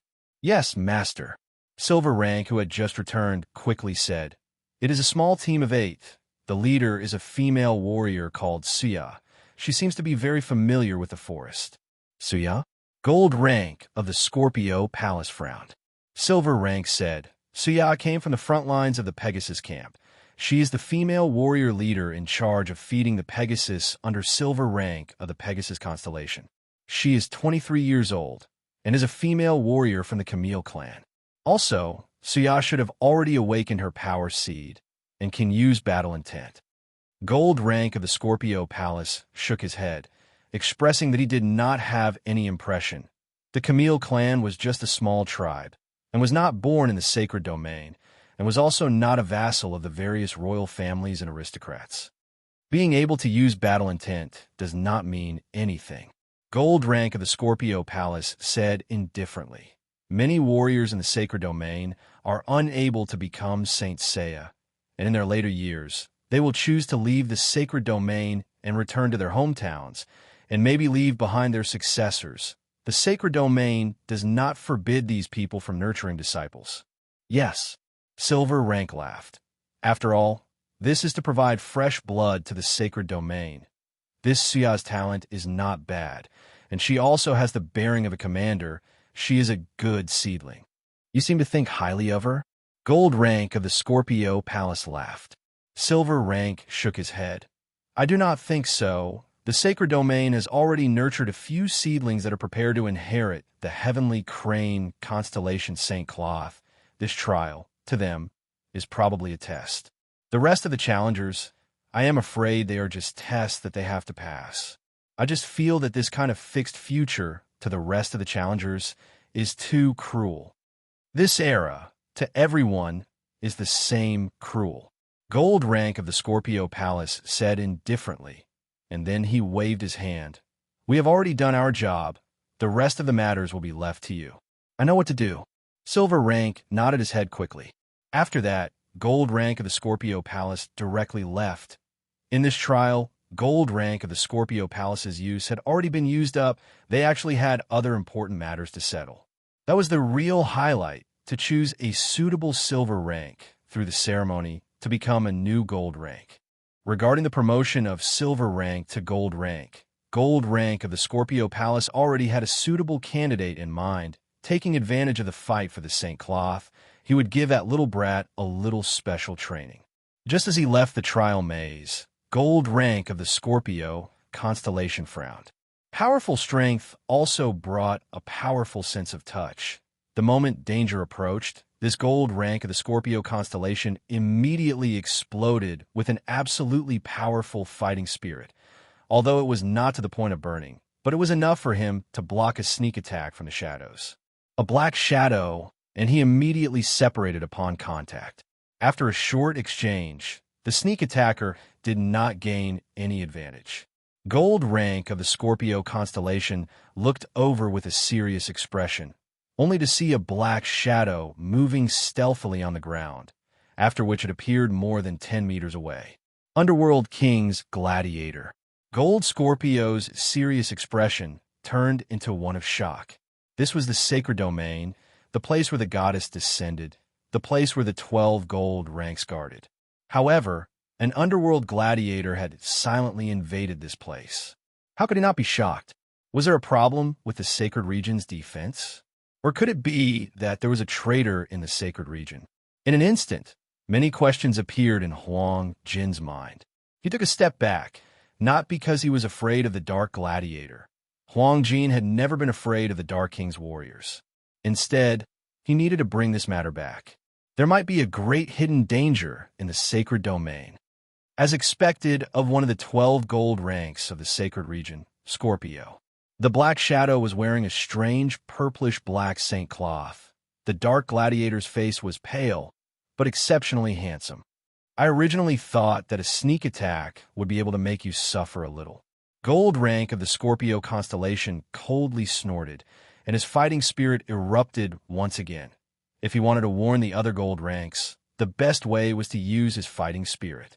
But at this moment, an enormous aura of death enveloped him, instantly sealing the surrounding space. Gold rank of the Scorpio constellation couldn't help but be alarmed once again. This was because he felt a trace of power that belonged to the gods within this aura of death. This was definitely not an attack that a Dark Gladiator could unleash other than this Dark Gladiator. There must be someone else. As this thought flashed through his mind, Gold rank of the Scorpio constellation felt as if there was a light at his back, and he instantly activated all his 6 senses. In the next instant, Gold Rank of the Scorpio constellation felt a terrifying existence behind him. He turned around, and behind him was a young man wearing black clothes. An enormous aura of death was emitted from this young man's body. This young man stretched out his hand, and it was as if a hand had reached out from the darkness, easily grabbing onto Gold Rank of the Scorpio constellation's neck. Gold Rank of the Scorpio constellation was actually unable to resist. "You are from hell." Gold Rank of the Scorpio constellation turned pale with fright at this moment. Feeling the approach of death, his only thought was that the sacred region was about to face an unprecedented disaster. Immediately, Gold Rank of the Scorpio constellation no longer hesitated, and he fully erupted with his fighting spirit, burning his potential in an attempt to break through the blockade. Gotcha! It was too late. This was Gold Rank of the Scorpio constellation's final thought. His body slowly fell down, and his gaze was fixed on the face of this terrifying young man, the young master of hell, Prince Pulin. "Your Highness." At this moment, that dark gladiator quickly walked over and knelt down beside the black-clothed young man. This subordinate is incompetent and was unable to kill Scorpio constellation in one strike.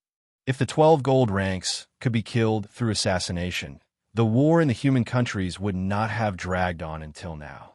At this moment, the black-clothed young man, Prince Pulin, said indifferently, "The aura of death has appeared here, and the sacred region should be able to react quickly. You can put on a show for me." "Understood." After saying that, Prince Pulin lowered his head and glanced at the fallen gold rank of the Scorpio constellation. He expressionlessly stretched out his arm, and with a slash of his finger, fresh blood dripped down from his wrist. It directly dripped onto the gold rank of the Scorpio constellation. Not long after, Gold Rank of the Scorpio constellation's body melted, and the gold rank of the Scorpio constellation peeled off. The gold rank of the Scorpio constellation instantly dimmed, and then it flew towards Prince Pulin. At this moment, Prince Pulin's face gradually changed, and finally turned into the appearance of Gold Rank of the Scorpio constellation. After this, all the aura of death retracted. After transforming into Gold Rank of the Scorpio constellation, Prince Pulin's body erupted with a battle-intent fluctuation similar to that of Gold Rank of the Scorpio constellation, instantly attracting the attention of several gold ranks of the 12 palaces. Bear with it a little. Looking at the dark gladiator in front of him, Prince Pulin raised his hand and said softly, "I will be very heavy-handed. For the King of Hell." The dark gladiator stood up and similarly released his own battle intent. At the center of the town square, where a large number of souls were gathered, a black cat slowly walked in. Walking to the front of the man in the center of the square, the black cat automatically stood up and spoke in human language. "This time's plundering is enough. If there's more, the will of the world will not let you go." The man in the suit was silent, and after a while, he shook his head and said softly, "It's not enough." "Not enough?" The black cat was startled and said in disbelief, "How can it not be enough? It's enough every time. How can it not be enough this time?" It seems that there's something wrong. At this moment, the man in the suit suddenly lowered his head and looked at his palm. His palm was currently holding a small remote control with red and blue buttons. But the remote control was not what the man in the suit was really concerned about. What he was concerned about was his palm. His palm suddenly faded, as if it had disappeared, but in an instant, it returned again. This caused him to involuntarily sink into contemplation. At this moment, the black cat suddenly turned around and said in a deep voice, "He's here," and seems to have brought along a burden. Finally, Marlada, who had been following Teacher Pulin closely within 5 steps, arrived at the source of a light pillar shooting towards the sky. Hashtag, hashtag, hashtag, hashtag, hashtag PS. As usual. Chapter 1639. As he got closer to the central square of the town, even though he had lost his ability, Mayor Lada could still sense the aura of death in the air. He could tell that he was about to come into contact with the Nether King, who could save the Lord God of Darkness who was imprisoned in the inhuman domain. Mayor Lada did not know why the Nether King fell into the present world. That kind of thing was too far away from him. He was born after the kingdom of God was destroyed, and it was a long time after that. The inhuman domain had not been discovered by the Hui Yao and was just wandering in the long river of time and space. Only some descendants of the gods with weak bloodlines were left. It did not matter, as long as he could find the Nether King and save the imprisoned Lord God of Darkness. The Sothgod clan would definitely restore the glory of the gods and return to the inhuman domain. Mr. Pullen's footsteps finally stopped. In a huge light beam, a man and a cat slowly walked out. The man's tall hat was lowered, and Mr. Pullen could only see the man's face below his nose. However, the black cat gave him a feeling of déjà vu. Mayor Lotta's eyes widened. He recognized that the man in the suit in front of him was the guy who killed several of his companions at sea. Nether King. Mayor Lotta muttered at this time. He slowly walked past Mr. Pullen, but he suddenly woke up at the 5th step. He stopped, but his expression was still excited. I knew it. The Nether King is you. The man in the suit did not respond. He was still looking down. However, the black cat beside him blinked at this time. After looking at Mayor Lotta for a while, it said with a little surprise, "You are a little different from before. Why did your power disappear?" I also want to know, this was the most painful thing in Mayor Lotta's heart. At this time, it was directly exposed by a black cat. He felt even more embarrassed. As for a black cat that could talk, it made Mayor Lotta feel strange. Was a cat that could talk special? In the inhuman domain, even grass that could talk would be needed. Even worse, some wizards with holes in their brains would even cut off their lower body and use special wizards to bestow new life to their lower body, turning it into a walking cannon. Then, they would admire it from the side. However, the black cat quickly shook its head and said nonchalantly, "Forget it. You brought him here anyway. As long as the result is the same, it doesn't matter if he has power or not. Your mission is complete. You can die now." My Lotta instantly felt as if his heart was being gripped tightly by something. The feeling of fear and suffocation made his expression incomparably painful. In an instant, he knelt on the ground and tightly clutched his chest. His expression was ferocious as he opened his mouth, but he was unable to make sound. His eyes were filled with despair. However, at this moment, Teacher Pullen slowly walked over and extended his hand to help my Lotta up. Only then did the feeling of death gradually fade from my Lotta's body. He still has a lot of time. Teacher Pullen looked at the black cat and then looked at the man in the suit. He furrowed his brows, and the strange feeling in his heart became more and more intense. Including everyone in this small town, their time isn't up yet. It won't care about small changes. The man in formal attire finally opened his mouth. His voice was almost the same as Teacher Pullen's, but it was a little deeper. The existence of some stages more or less has some privileges, as long as you don't want to go against it, and you can't change it either. Who is it? Teacher Pullen asked curiously. There are many sayings. The man in the suit lowered his face and smiled. Heaven's will, fate, Gaia's will, basically all of them. But to be more precise, it should be will. The will of the world. Teacher Pullen thought for a while, then shook his head. He followed the feeling in his heart and asked, "Are you luring me here?" "No, I'm not luring you." The man in the suit slowly raised his head and then took off his hat. "I'm just ensuring that you will come here." Two kings of hell. How could it be? When a man in the suit took off his hat, Mayor Lotta, who had just recovered his breath, instantly screamed out in horror.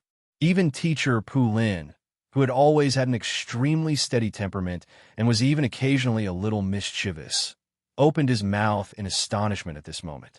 Soon after, his brows were tightly knitted as he sank into contemplation. To Teacher Pullen? Miss Maid murmured as if she was thinking of something. On the only bell tower in the town, she was leaning against Luacio's side, reflecting the night wind. "It's becoming unstable," Boss Luo suddenly said in a low voice. This sentence came out of nowhere. Even the knowledgeable Miss Maid couldn't guess the meaning of her master's words at this time. Seeing Miss Maid's rare confused and cute look, Boss Luo chuckled and didn't say anything. He just held her hand and said in a low voice, "Look again." Miss Maid was stunned. She focused her attention and looked at it again. She was shocked. Have you ever used a satellite TV with a bad signal? Everything in front of her eyes was... The whole town was like a satellite TV with a bad signal. It seemed to be disturbed by something. The picture was constantly changing, distorting, and missing, but it was trying to maintain the current scene. This matter seemed to be directly related to Lamia's. Miss May took a deep breath. She didn't need to do such a thing. It was more like an instinctive action. She looked at her master's hand subconsciously. This was the ability brought by her master and the vision shared by Luaccio. Even though she had an extraordinary background as a maid in the shop, Miss Maid wasn't in the same position as the shop owner. She knew countless secrets, but that was only because she had accumulated them over a long period of time. "This is the change of the long river of time," Luaccio said in a low voice. "You said you would accompany me to the end of the long river." "Master, you saw the future?" The future was a taboo topic. Miss Maid knew that the previous one had entered the realm of the future, but she seemed to have suffered a lot. But as a maid, she had no way to know how much the previous one had suffered. But obviously, the future was a matter that even the shop owner needed to consider carefully. "No." Boss Luo shook his head. "I only see the current variables, and you see the same. But the future me may be looking at the present me, and I am also looking at the past." Miss Maid was shocked again. As a person who managed all the external affairs of Boss Luo, even the life value, she clearly sensed that her master's life was rapidly evaporating. In a short moment, 30% to 40% of his life had evaporated. "Master, stop." She showed a frightened look, even overstepping her identity as a maid. "Don't worry," Luaccio said indifferently. "I'll stay for a day. Don't we still have the income from the Master God plan? I won't die. You said that you will accompany me to the end of the river of time, but I haven't seen the end yet." Miss Maid was silent, but seeing Boss Luo's life value evaporating rapidly, pain and fear appeared in her blue eyes. She quickly moved her fingers, and a black flame instantly broke through space and entered the dimensional crack. The next moment, the second entrance to the modern world of the Master God plan. Zhao Lu and Chun Mingming, who were doing their daily work, received a notification at the same time. "Don't worry about the impact on the modern world of the area, and don't worry about the server load. Open all entrances to the modern world to the greatest extent and even lower the entry threshold." At the same time, another command was sent to Eve in the manner through his mind. "Increase the difficulty to nightmare level."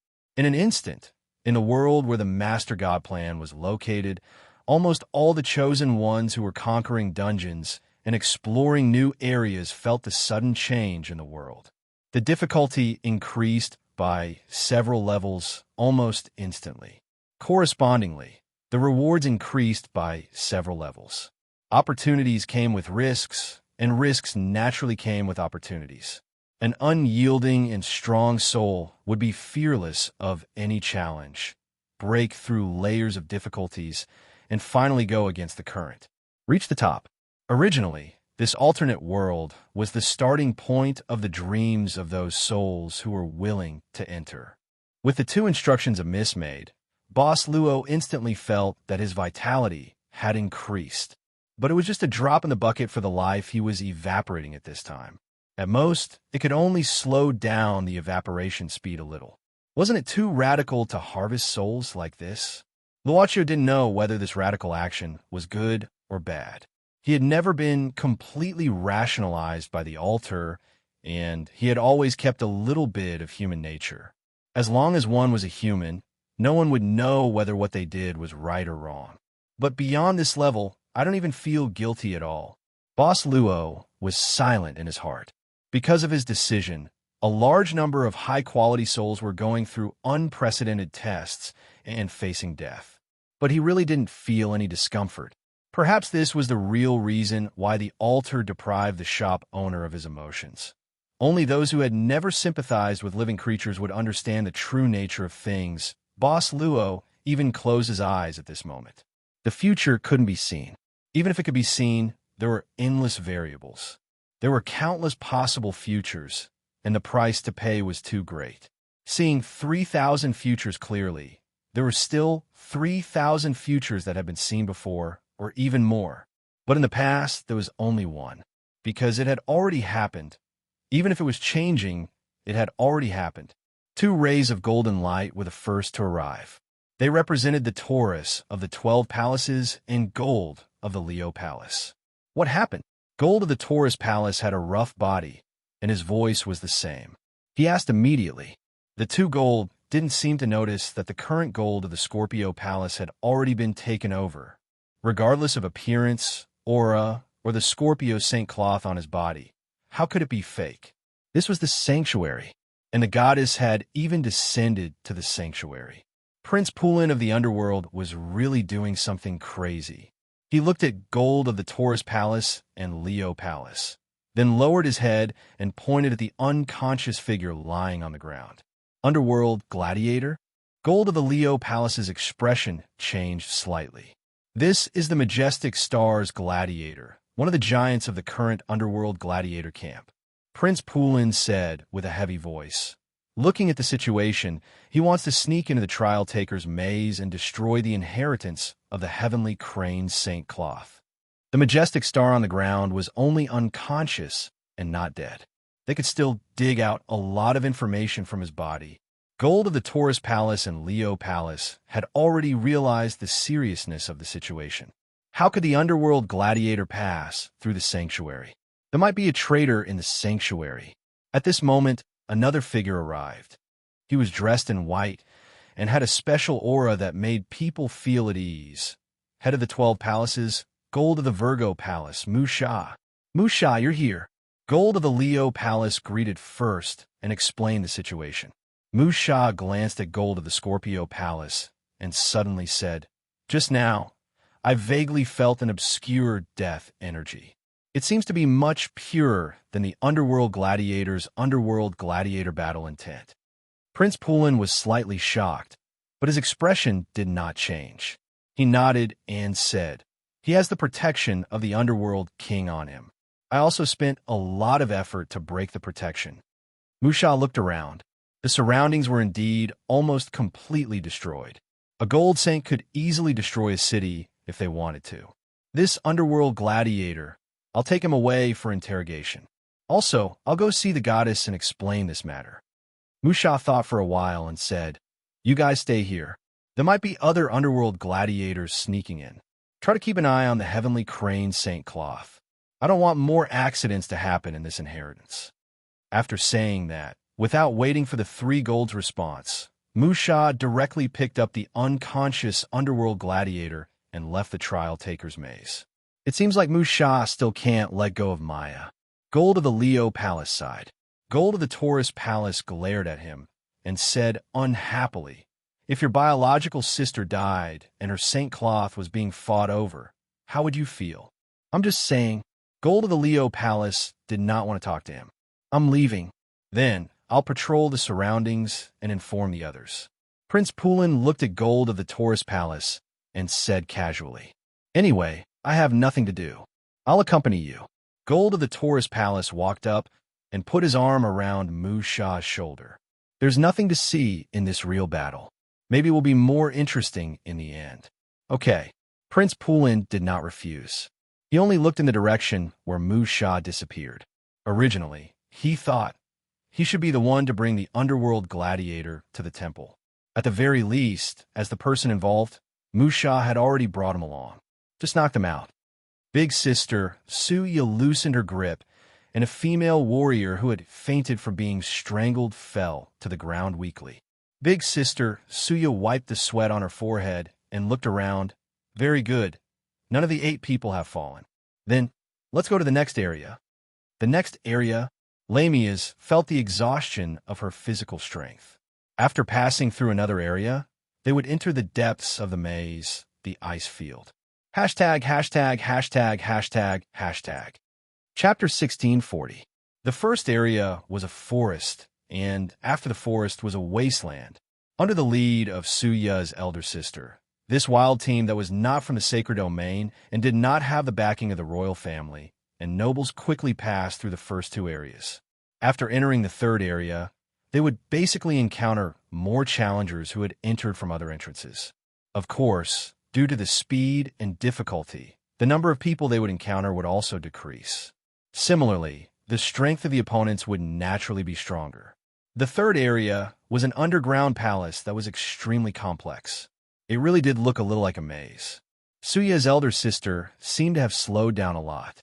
At this time, they had not encountered any challengers who had entered from other entrances.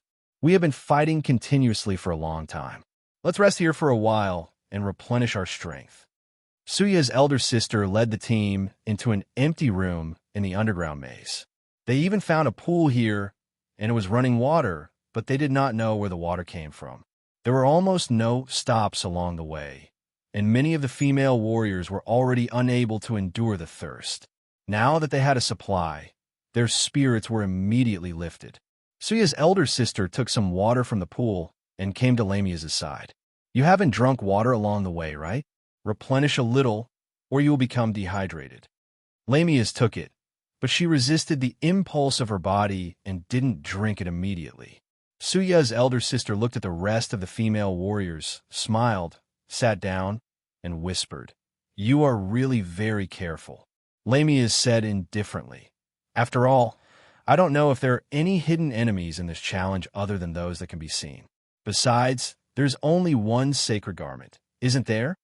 Even if it was a team in the final battle, it would probably be the most dangerous combination. Why? Do you think I will harm you now?" Suya's elder sister said, rather amusedly. "The trial maze was only opened after the battle of the sacred garment began. I came here with you all the way, so there's absolutely no possibility of setting it in advance. You suspect that I will secretly harm you, and I will not blame you, just as I will be wary of you. But you say that I can tamper with the water in advance? That is really too much." Lamia shrugged, but she still refused to drink. Suya's eldest sister smiled. Lamia's didn't drink, but she drank it in big mouthfuls. Lamia's still didn't move her mouth. Her lips were so dry that they were stuck together tightly. She realized that under this kind of extreme condition, the effect of the training technique seemed to be better. The training technique had basically reached the third stage, and the awakening of the power seed was considered complete. However, it could still continue to be trained, as if there was no end to it. Perhaps the third stage of the awakening of the power seed was the true beginning of the training technique. Suddenly, a dull sound was heard. Lamias frowned and saw a female warrior in the team fall to the ground. The animal skin bag that she used to drink water directly fell to the ground. The rest of the female warriors were shocked, but all of them had a splitting headache.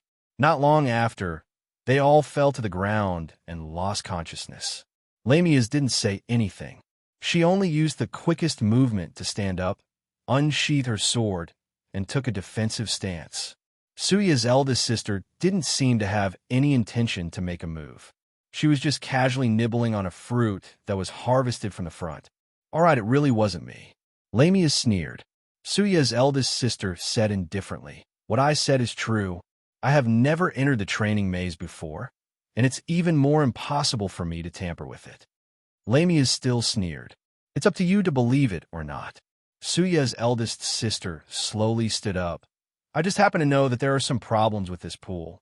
Your cautiousness allowed you to walk forward a little in this fight, but only a little. The Saint Robe of Heavenly Crane Constellation is mine." Lamias didn't say anything.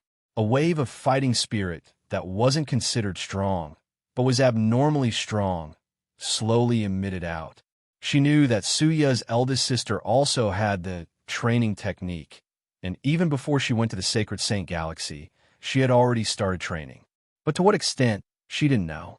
Maybe she had also awakened a power seed, and was even stronger than her own. So powerful. Suya's eldest sister sighed. "When I first met you, I'm afraid you didn't even know what a power seed was. I didn't give you the complete training technique. So to say, this is what you got from Saturn?" Lamia still didn't say anything. But at this moment, Suya's eldest sister suddenly waved her sword. The speed was so fast that it shocked Lamias. "Block! Retreat!" The huge strength made Lamia's retreat 2 steps before she stopped. but her arms were already numb. Suya's eldest sister also had fighting spirit and was much stronger than her. In such a short time, not only did you awaken a power seed, you even have such strength. Suya's eldest sister shook her head. I'm a little regretful. I only took action now to deal with you. So much so, I shouldn't have pulled you into my team. Actually, it would have been better for you to take action in the ice fields. Lamia said quickly. Suya's eldest sister said indifferently. That is the safest place to take action, and I don't need to waste any energy. In the 2 consecutive regions, they have already successfully saved me a lot of energy, and that is enough. I will make you tired. Lamia's waved the sword in her hands. Her numb arms had already recovered. You are not my opponent. Suya's eldest sister shook her head. This level is not enough. Entering the ice fields is too difficult for you. Heavenly Crane Constellation's Saint Robe. The Sacred Saint Galaxy has already nurtured candidates. We are just their trial stones. Try? In terms of words, Lamia's was not afraid of anyone. In a modern world, anyone was the king of all mouths and would never lose. Suya's eldest sister laughed lightly, but slowly retreated. At the same time, she reached into her bosom and suddenly threw something towards Lamia's. Lamia's was already paying attention, and when she saw an object flying towards her, she subconsciously swung her sword and slashed it. It was directly slashed open, and what fell to the ground was actually a torn bee skin. Lamia's was startled, but Suya's eldest sister quickly left the empty room without leaving any words. Lamia's was extremely suspicious, and after a while, she used her sword to pick up the bee skin on the ground. This is the map of the maze? How did she have it? She did not immediately believe that the map was real, but was thinking about Suya's intention of giving her the map. Normally, with such a cheating tool like the map, if it was her, she would have kept it a secret. Give it to the opponent? Impossible. No, it's possible. Lamia's quickly recalled every word that Suya said. Suya is not the only one who has the map. The warriors nurtured by the Sacred Saint Galaxy. Could everyone have a copy? If these 1,000 challengers were all here for the sake of training the cultivator of the sacred domain, is she trying to let me, in the final battle of the ice plains, add a little more variable to eat me? Lamia's frowned. Suya's intention was most likely this. This also showed that the map was real, and it was undeniable. As long as she wanted to obtain the Heavenly Crane Constellation St. Cloth, it would be hard to reject this map. Connecting all these, Lamia's did not use her sword to fiercely scratch the wall, and softly scolded. Who said that the ancient people all had retarded halos? No, the ancient people definitely had retarded halos. In the empty room, those female warriors who were sleeping soundly on the ground were definitely retarded halos. Sacred Saint Galaxy, Goddess Temple. When Virgo Temple's golden Musha carried majestic stars, underworld gladiator, the goddess was resting on the throne with her eyes closed. What's the matter? The goddess did not open her eyes. A underworld gladiator has infiltrated the Sacred Saint Galaxy. Musha threw the unconscious underworld gladiator on the ground. After I woke him up, I interrogated him again. He said that it was to destroy the inheritance of the Heavenly Crane Constellation's Saint Cloth and to attack the morale of the Sacred Saint Galaxy. The goddess slowly opened her eyes, and Musha woke up majestic stars, underworld gladiator, in the next second. The underworld gladiator felt the divine might from the goddess, and under his frightened expression, there was also the reverence of facing a god. I'm very sorry for causing you harm. The goddess suddenly said, You are Uncle Hades's warrior. If you want to come to the Sacred Saint Galaxy as a guest, you are very welcome here. Next time, don't sneak in. The majestic stars underworld gladiator did not say anything. He had already predetermined what kind of punishment he would face when he met this goddess. This goddess, other than the master of the sky, was the most taboo deity on Mount Myriad deities. As for the 3 goddesses who controlled fate, this should be the most taboo gods. However, the 3 goddesses were outside of everything. Although they were also on Mount Pantheon, they had never interfered with anything, and had always maintained a neutral position. Thank you for your tolerance. Majestic Star's thoughts turned quickly, and he slowly stood up, even nodding to Musha as if he did not care about Musha's interrogation of him before. He looked at the goddess again, thought for a moment, and said, "In that case, I can leave, right?" "No." At this time, the goddess said indifferently, "You still need to stay here for now. Otherwise, who can take your master away?" Majestic Star's expression instantly changed. Facing the vast, divine might of the goddess in front of him, an instinctive fear suddenly arose. He did not consider anything, and at the first moment, he unleashed all the potential in his body, and without another word, he fled towards the temple. The exit was right in front of him. Very good. The goddess in the gold of Virgo temple did not seem to have reacted. He had already seen the light of the exit. But at this time, a hand stretched out from behind him, and in the next moment, the world spun, and Majestic Star's underworld gladiator once again returned in front of the goddess. Beside her, the gold chief, Musha slowly lowered her hand. Majestic Star could not help but feel despair. In just a moment, he understood the power of the 12 gold chief, the gold of Virgo temple. It was comparable to the gods. At this time, the goddess raised her hand. An ray of light shot out from her finger, and Majestic Star instantly fell down. Then, the goddess slowly said, "Leave him here. Musha, watch the fight for the heavenly crane temple's sacred garment." Musha slightly nodded and did not say anything, slowly retreating from the temple. At this time, in the temple, other than the fainted Majestic Star and the goddess on the throne, there seemed to be no third person. But in the darkness, there was suddenly the sound of footsteps. A trace of light flashed in the goddess' eyes, and, at this time, she looked down.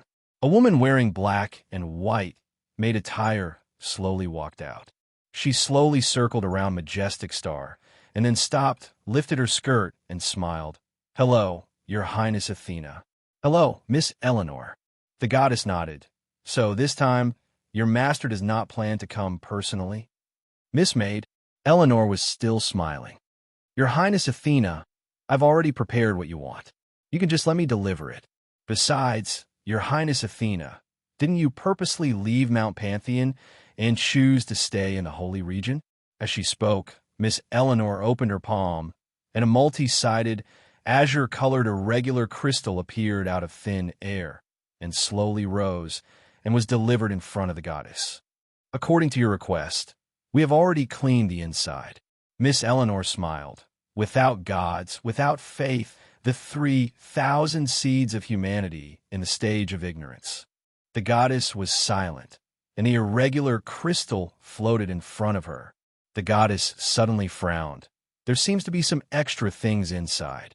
Eleanor smiled and waved her hand, and the irregular crystal instantly shot out a ray of light. Then, a figure fell from midair, like a dog crawling. It was a pretty girl with short white hair. The moment the girl landed, her face was instantly entangled by several black shadows, and her ability to speak was sealed. Then her whole body, she was tied up like a dumpling and could only struggle on the ground. Just a servant in charge of cleaning. At this time, Eleanor smiled indifferently and said, "Don't mind. If your highness is satisfied with this product, I will naturally take the servant away at the end. One question." The goddess did not pay too much attention to the tied-up girl on the ground, and instead asked expressionlessly, "Why is there an additional condition of holding a battle for the holy garment in sanctuary?" However, Eleanor said, "Your highness misunderstands. This is not an additional condition, but your highness needs to do this, and then with your contribution, it is just right for this unexplored small world." The goddess on the divine throne was silent for a while, before slowly stretching out her other hand. A black card slowly floated out from the center of her palm. "The reward is already inside." With that, the goddess waved her hand, and the black card shot directly towards Miss Eleanor. "Also, I do not wish for a third party to know about this matter." Miss Eleanor said indifferently, "Your Highness, please rest assured, we will do our best to protect the customer's privacy. Unless there are other customers who are willing to pay, a large sum of money to inquire about it, and also to inquire about it by name. The goddess did not comment, but said, "Since the battle for the holy garment in Grus constellation has been held according to your request, it is currently in the midst of being held. If you want to watch, feel free to do so. Then, goodbye, Your Highness." Miss Eleanor nodded slightly, then reached out and picked up the white-haired girl who was writhing unhappily on the ground. She disappeared from the temple. The goddess looked at the floating irregular crystal in her palm and suddenly sighed. Hopefully, the legend can be continued. Trialist's Labyrinth. Lamias, who was looking at the map left by elder sister Suya and feeling the way ahead, suddenly stopped. Palpitations, excitement, as if his heart was about to jump out of his chest. He felt as if his brain was about to explode. This feeling, could it be that the person I'm looking for has appeared? Hashtag PS, as usual. Chapter 1641.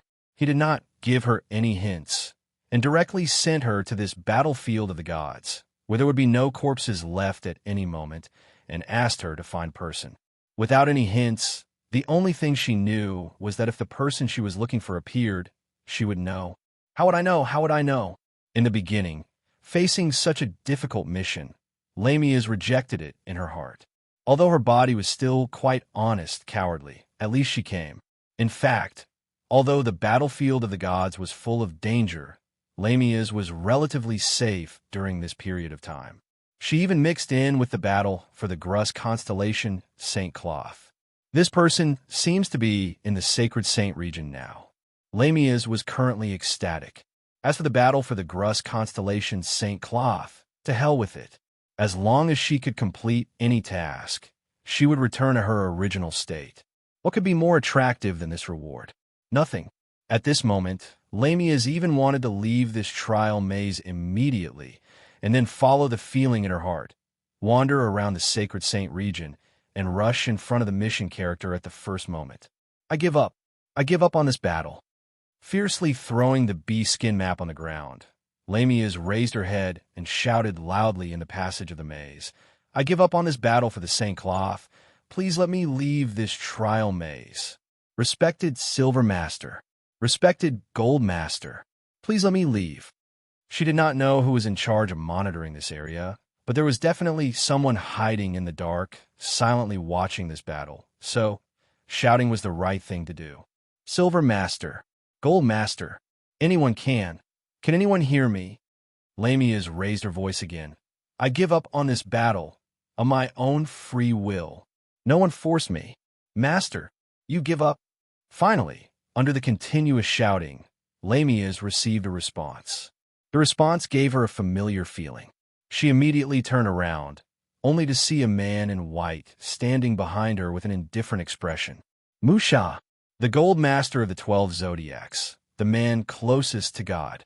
From the guard guarding the body of the previous Grus constellation, Saint Seiya, Lamias already knew the true identity of the man in white. Yes, Lord Musha. Lamias didn't want to get too entangled with Musha, even if Musha had helped her awaken the seed of power. To an ordinary fighter, this was probably a huge favor. But to Lamias, even a huge favor couldn't compare to the opportunity to return to her original time and space. She didn't belong to this era. She didn't have any sense of belonging, only constant fear and hesitation. Why give up? Musha was silent for a moment before she frowned and said in confusion, As long as you pass through this area, you will be able to enter the ice field. Currently, your condition is not bad, so you still have a chance. People who can awaken power seeds have stronger minds, and you're not the type to give up easily. I am. At this time, Lamias did not hide anything and said, I will submit to the strong. I will also bully the weak. I'm more afraid of death than anyone else. I am the typical type of person who bullies the weak and fears the strong. The worst kind of woman you can imagine is talking about me. I can't continue this challenge. I can't take this hardship. I know that the final winner will definitely be the seed fighter nurtured by the sanctuary. So why should I be the green leaf that sets them off? I won't get any benefits at all. Therefore, you shouldn't have any expectations for me. You can even take back the seed of power you gave me." In the face of Lamia's rapid-fire reasons, even the 12 Zodiac's lead disciple, who was close to the realm of God, opened his mouth slightly. After a while, Musha shook her head and said indifferently, "Although the difficulty of this challenge is very low, the fact that you can come this far already proves that you have a certain level of strength. Moreover, before the start of the challenge, it has already been said that this challenge will not have any casualties. The silver and gold hidden in the maze are not decorations. They will ensure the safety of every challenger." "I can't take hardship," Lamia said with a tough attitude, "unless the holy garment is placed in front of me for me to directly inherit. I can't continue. I'm too thirsty and tired and hungry." Musha shook her head and said, "Only by winning the final challenge can you get the holy garment." "That's it," Lamia quickly said. "The sanctuary has no rule that a challenger is not allowed to give up voluntarily. Even a gold can't ignore a person's will." In the past, there was indeed no such rule. Musha shook her head at this moment, but now there is. "Challenger Lami, listen, you are not allowed to quit in the middle of the challenge. You can only choose to go to the end, and you must do your best. Otherwise, you can only stay in this maze and wait for the next opening." Lamia's was stunned. Musha had disappeared, but something was left on the ground. Lamia's frowned and opened a thing left by Musha. Suddenly, dozens of alpacas galloped through her heart. "Did I offend you?" "Drop." What Musha left was some food, which matched Lamia's reason. She was hungry and tired, and couldn't take hardship. But she quickly picked up the food on the ground and ate it, feeling that it was delicious. "Looks like this gold chief means that if I don't clear this maze, I can't leave." Lamia's couldn't help but think gloomily. This plot is not right. At this moment, a huge force suddenly came, and Lamia's felt as if she was sucked into the whirlpool of the sea. Her whole body was pulled up and quickly sucked into the depths of the maze. When she came back to her senses, she only felt an instant of coldness that seemed to freeze her soul. Her surroundings were actually a vast expanse of whiteness. Ice field, the final area of the holy garment fight. Lamia's couldn't help but be stunned. In the depths, "Master Musha, what are you doing?" "I have my own ideas." The silver fighter instantly stopped talking. In the sanctuary, as the chief, Musha's words were equivalent to that of a goddess. The sanctuary, in front of a mountain. The entrances to the so-called trial taker's maze were at the bottom of this mountain. It was actually connected to a strange alternate space. At this moment, near one of the entrances to the trial taker's maze, a furry figure slowly hung down.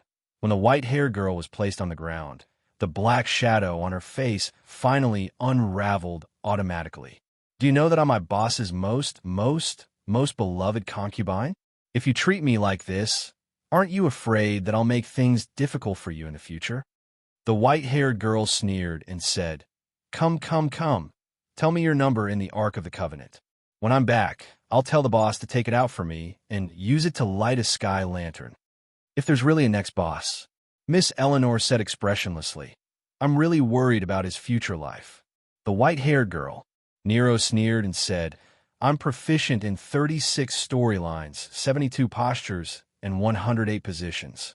After my boss had me, he was so happy that he took off every day and was unwilling to land. How can an old virgin like you, who only knows how to behave, compare to me? It seems that you're still lacking in your training." Miss Eleanor shook her head and waved her hand again to cover Nero's mouth. However, Nero seemed to have expected this. When the black shadow wrapped around her mouth, her forehead suddenly split open and another mouth grew out. "La la la la, are you stupid? I have mouths all over my body now. If you can, beat me to death. I used this trick to make my boss happy. If you can do it, then do it. La la la la." At the places where she was tied up, mouths grew out one after another. Nero's voice kept overlapping. It looked quite horrifying. Miss Eleanor's gaze trembled slightly. However, she, who always had a textbook demeanor, quickly calmed down and said coldly, "I can't help but suspect that you're the descendant of those who call themselves the Great Old Ones." Nero continued to stick out her tongue. Miss Eleanor's expression became colder. At this moment, she waved her hand, and a huge force threw Nero into one of the entrances of the trial taker's maze. Master wants me to tell you that the opportunity for you to return is inside. If you can return, then return. It's inappropriate for him to interfere. As she spoke, Miss Eleanor waved her hand again and shot an object in Nero's direction. Looking at Nero, who had completely disappeared from the entrance, Miss Eleanor slowly heaved a sigh of relief. Currently, even she had too many doubts. Ever since this black soul, who called himself Nero, appeared from the future, Miss Eleanor's heart was filled with questions. She heard a lot of things from Nero. When Nero was thrown into the small world that she had to hand over to Goddess Athena to clean, she had been cursing and swearing crazily and said a lot.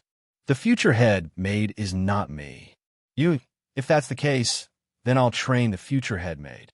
How can my student be defeated by such a vulgar woman? Miss Eleanor suddenly covered her mouth and laughed. She beautifully turned around and beautifully disappeared. The moment she was thrown into the trial taker's maze, the black shadows that sealed Nero's body were immediately broken. Nero, who had regained her freedom, nimbly turned around in the air and nimbly landed on the ground. She was no longer crawling like a dog. She rubbed her wrist and casually looked at her surroundings. Although Miss Eleanor's last words were still ringing in her ears, Nero pursed her lips, obviously not believing it. However, since Eleanor sent her to this place, there must be something here. While she was thinking to herself, Nero felt as though something was shooting at her from behind. She instinctively reached out to catch it. When that thing entered her hand, Nero's expression became strange. This thing was the remote control that brought her to this space-time. To be precise, it was Old Ha's remote control. This thing, Nero held the remote control in her hand. After a moment of silence, she gritted her teeth and said, "It's really hot." However, she came here through the remote control, and it seemed that there was no possibility of returning through it. To hide this thing, the safest place was naturally to carry it with her. Without saying anything, Nero opened her mouth and swallowed this thing into her body. Activate? The moment she caught the remote control, she immediately pressed a few buttons, but there was no response. The shop owner here said that it needs to be recharged. Where do I get the energy? While she was thinking, there were suddenly people in front of her. Furthermore, they were women walking in twos and threes, or rather, they walked out from inside. Nero lowered her head and muttered to herself. The muscles on her face began to twist, and in the next moment, she changed into another appearance and mingled with the women who walked out. They did not completely leave this place, but at the exit, they found a place to rest and discuss. The battle for the holy garment, the loser, 12 zodiacs, gold, silver, holy realm. Nero hid in the corner, silently listening to the discussion of these female warriors who were eliminated because of the failure of the challenge. She blinked again and again as if she had encountered something incredible. Holy Seiya? I know it. It's drawn by Uncle Che Tion. I've seen it before, as a BL comic. At this moment, there was a sudden commotion at the entrance. 2 men wearing gold holy garment slowly walked in. The female warriors around saw this and quickly kept quiet. Gold needed to be respected, so they restrained themselves. It's the masters of the Scorpio Temple and the Taurus Temple. Why are they here? Small town.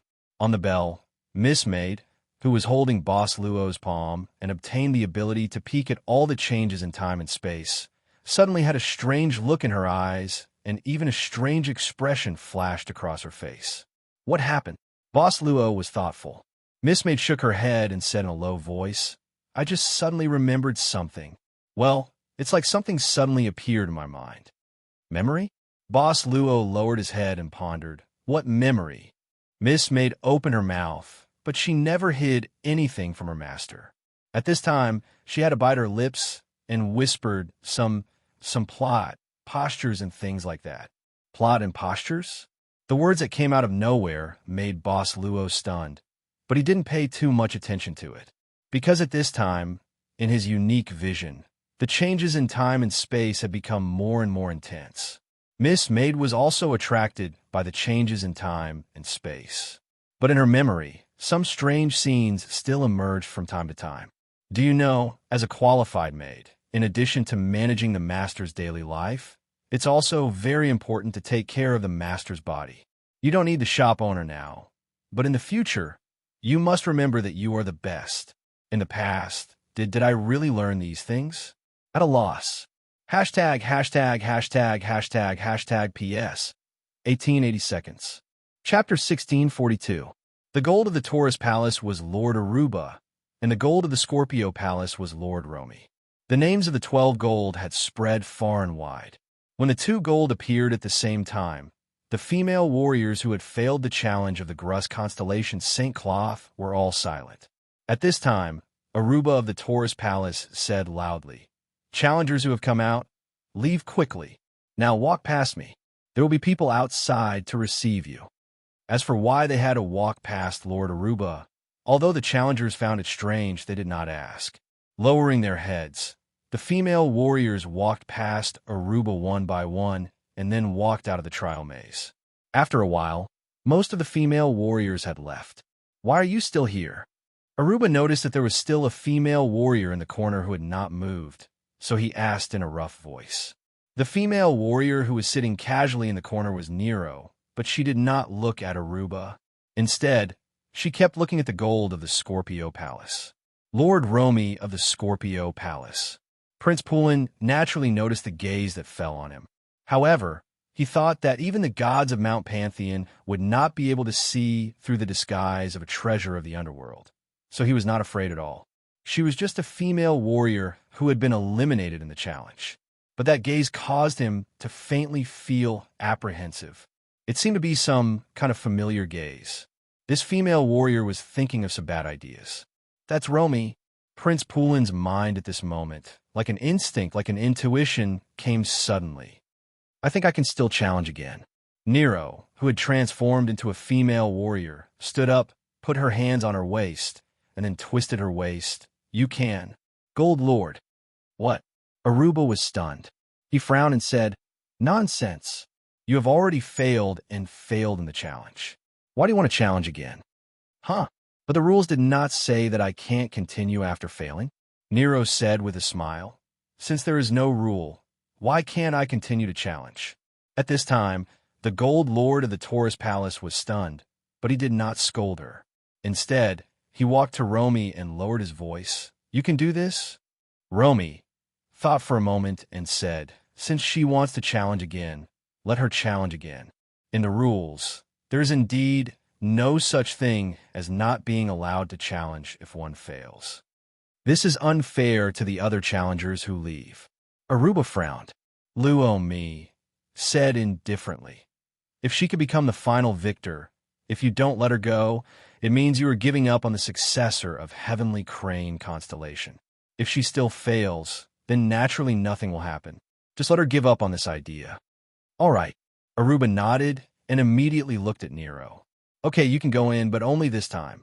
If you fail again, leave immediately." "Thank you, Master Aruba." Nero's eyes lit up and squinted. "I will give you a special service duck later." That voice is so disgusting. Aruba suddenly shuddered. He quickly waved his hand and ushered them into the arena. Nero flashed into the first area of the trial maze. Now, only Moreau and Aruba were left. Aruba thought for a while and said, "We have already informed the rest of the gold members about the Dark Saya. What do you plan to do next?" Luomi asked directly, "What about you?" "Regarding the Heavenly Crane constellation St. Cloth, Musha is enough. I'm superfluous." Aruba shook his head and said, "I will go back and practice. You should go and patrol. Maybe there are other Dark Saya in hiding." Luomi said. Aruba did not care and said, "You don't know how powerful Musha's seventh sense is? He could see through all falsehoods. It's fine if he doesn't know. But since he knows about the Dark Saya, he should have sensed it thoroughly. Even if there are other Dark Saya in hiding, he might have secretly subdued them." Luomi did not say anything. Even in the underworld, Musha of the Virgo Temple had a reputation that made people afraid. And it was a personal evaluation by the King of Hell. He was the man closest to God. All right then. Luomi nodded in the end. You go back. I will stay here. I want to see who is the successor of Heavenly Crane constellation. Aruba shrugged and said, You will know sooner or later. I will wait for you at the temple. He strode out of the maze, but at this moment, Luomi suddenly called him from behind. Aruba subconsciously turned around without any defense. Then, a pitch-black dagger directly pierced his forehead. Prince Pu Lin withdrew his dagger, and the Taurus Palace's gold silently fell down. There was even a look of disbelief on his face. The Taurus constellation's gold saint robe suddenly dimmed, as if it was crying out in grief. Prince Pulin cut his wrist again, dripping blood. Then Aruba stood up strangely. Go back and practice, Prince Pulin said softly. When the temple bell rings, wait for me in front of the temple. Aruba did not say a word. He turned around and left. His movements went from stiff to natural. When he walked out of the maze, he was back to normal. Ayaya, I seem to have discovered something incredible. A mischievous laughter came. Prince Pulin turned around instantly. His eyes focused. The cloak of the gold Saint cloth was still spinning, and a ghost-like figure suddenly attacked. Prince Pulin retreated instantly, but the other party did not intend to take a step further. She just stopped in place and made an exaggerated expression. What did I see? The master of the Scorpio temple killed the master of the Taurus temple, and then he came back. She bit her finger in a panic. Her whole body trembled like a patient who had a seizure. Oh no, I'm going to die. I will definitely be killed. What should I do? What should I do? Save me. Help. The harsh voice echoed at the entrance. Prince Pulin was expressionless. At the same time, the black dagger in his hand stabbed forward quickly. But he suddenly stopped. Because of the female warrior, Nero suddenly quieted down at this time. She blinked and said, I want to join. Prince Pulin was very surprised, so much so that even his movements had unwittingly stopped. He sized up the female warrior in front of him. He could confirm that apart from him and the Capture Majestic Star, there was no one else who had come to the sacred domain this time. This female warrior was not from the sacred domain. It was impossible for the goddess's warrior to see the Taurus gold being killed without doing anything. Could it be she was from the Sea King's side? Join? Prince Pulin took back his dagger and shook his head. You don't know what I'm going to do. The female warrior giggled. But what I'm most worried about is that you will not do anything. I've been too bored recently. I always wanted to find something to do, and I just happened to meet you. Even if I am going to assassinate the one in the temple, you will still follow? Prince Pulin looked at the pile of things with a smile. The silent death energy began to gather from all directions and was about to devour the other party. But he needed to solve this matter as quickly as possible. The legendary Virgo Moose's seventh sense was indeed quite terrifying. But in front of the death power, the female warrior was not affected at all. That was a power that could make everything wither. Even stones would be eroded and shattered by death. His Highness couldn't help but be shocked. Since mastering the death power, this was the first time he encountered such a thing. Even the god race on the battlefield of gods could only use powerful divine power to offset the erosion of death. But the other party seemed to have no life at all. Nero looked at the ground and the shadows surrounding her. She said casually, You can kill me, but my life is somewhere else. You can't take it away. Ha ha ha. Can't take it away. If it weren't for the fact that she didn't want to be exposed, the death power would not be only at this level. The Prince of Underworld disagreed in his heart, but such a familiar feeling, but he couldn't remember. Prince Pulin was silent. The death power should not be released for too long. He could only wave his hand to disperse the death power and replace it with the powerful fighting spirit of the Scorpio Temple. Of course, it was only a normal level of fighting spirit. Sir, you seem to have a lot of good things on you. Nero blinked and thought about whether to rob the other party or not.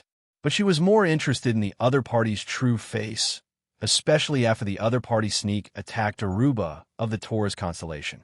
This era seemed to be getting more and more interesting. It was better than going back to copy books as punishment. That was not something a human could do. I'm serious.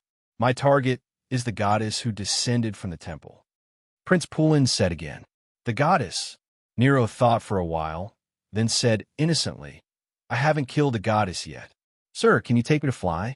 I haven't done anything for a long time. I'll give you special service later. You can follow me, Prince Pulin suddenly said. Nero was overjoyed. If not for the fact that he was not her family member, she would have pounced on him and taken advantage of him. She would often hug Taisetsu's thigh and say that she was pitiful with snot and tears. Was she really happy? Prince Pulin was stunned. The other party's eyes were as bright as a child's, which was really hard to understand. What's your name? Shaji. Nero rolled her eyes and said with a smile. Prince Pulin nodded and walked directly into the depths of the maze. Follow me. Lamia's did not go far on the ice field. She just found a place that looked okay, dug a hole in the snow, and buried herself in it to preserve her body temperature. The temperature here was terrifyingly low. Even if she had awakened the power seed, staying here for a long time would still be dangerous. Even if she was inexplicably involved in the final battle, Icefield, Lamia still did not intend to fight for the Grus constellation's St. Cloth. At most, she would just hide here and wait for the challenge to end. She did not believe that the Virgo Temple's gold would be able to dig her out in front of everyone and let the other challengers beat her to death. This feeling? Lamia's, who was silently counting the time, had a slight change in expression. It's getting stronger. Could it be? Not only did the other party not go far, but they are also getting closer? The person I'm looking for. Could it be that he also entered the maze of the challengers? This discovery made Lamia surprised and happy. She felt that maybe her bad luck had run out, and she finally got the attention of the goddess of luck. If that was the case, she could not be buried in the snow forever. Just as she was about to dig her way out on the snow, there was suddenly a sound of footsteps. Ever since Lamia's had obtained battle sense, even her hearing was far better than ordinary people. She slowly took in a deep breath, then stopped breathing, and her footsteps came to a stop. Not just one, there should be two. Lamia's could not see, but she could vaguely hear the voices of the other party talking. It was not the voice of Sister Suya. These two people seemed to be the reserve Silver Saint Seiya, trained by the sanctuary itself. They were the most popular contestants in the sanctuary. They seemed to be tracking. Sister Suya? That woman is gone. One of the female warriors from the sanctuary said in a deep voice. She obviously escaped in this direction. Unfortunately, the wind and snow have buried her footprints. She is injured. She can't run far. The other female warrior from the sanctuary quickly said, There is no support or supplies here. After she is injured, her strength will be greatly reduced. No matter which side she meets, there is no possibility of resistance. But why does she know the secret swordsmanship of the sanctuary? And it doesn't look like she just learned it. Maybe she is the descendant of those warriors who left the sanctuary and wandered outside. Similar things have happened before, so there is nothing strange. She appeared. She is behind. What? You? A figure flew out and spat out a mouthful of blood. Finally, she fell on the snow with a pale face. She was seriously injured. A few of her ribs were even broken. Sorry, I am more suitable for the heavenly crane constellation St. Cloth than you. Even if it is a fair fight, you're not my opponent. But I need to conserve my strength. You? Damn it, to think that I treated you so well. The small boat of friendship capsized. The female warrior who was ambushed was secretly angry and sad. God knows what they did on the small boat of friendship. Bless me, after I inherit the heavenly crane constellation St. Cloth, I will think of a way to help you get a bronze St. Cloth. You better not move. Later on, the silver master who is guarding here, or even the gold master, should send you out. At this moment, a figure slowly walked out from the wind and snow. Wearing a mask and close-fitting silver armor, the powerful fighting spirit made the two female warriors in the snow feel unusually heavy pressure. The female warrior who launched the ambush quickly said, Master, she has lost the ability to challenge. I hope you can send her out safely. Just that, looking at the silver in front of her, the female warrior was puzzled. in the sacred region, not to mention the female silver. Even among the Saint Seiyas, there were very few females. Why did this woman's silver armor look so unfamiliar? Send her to me. The female silver in the wind and snow said slowly. Her voice was low, accompanied by the sound of the wind and snow. It was unusually mournful.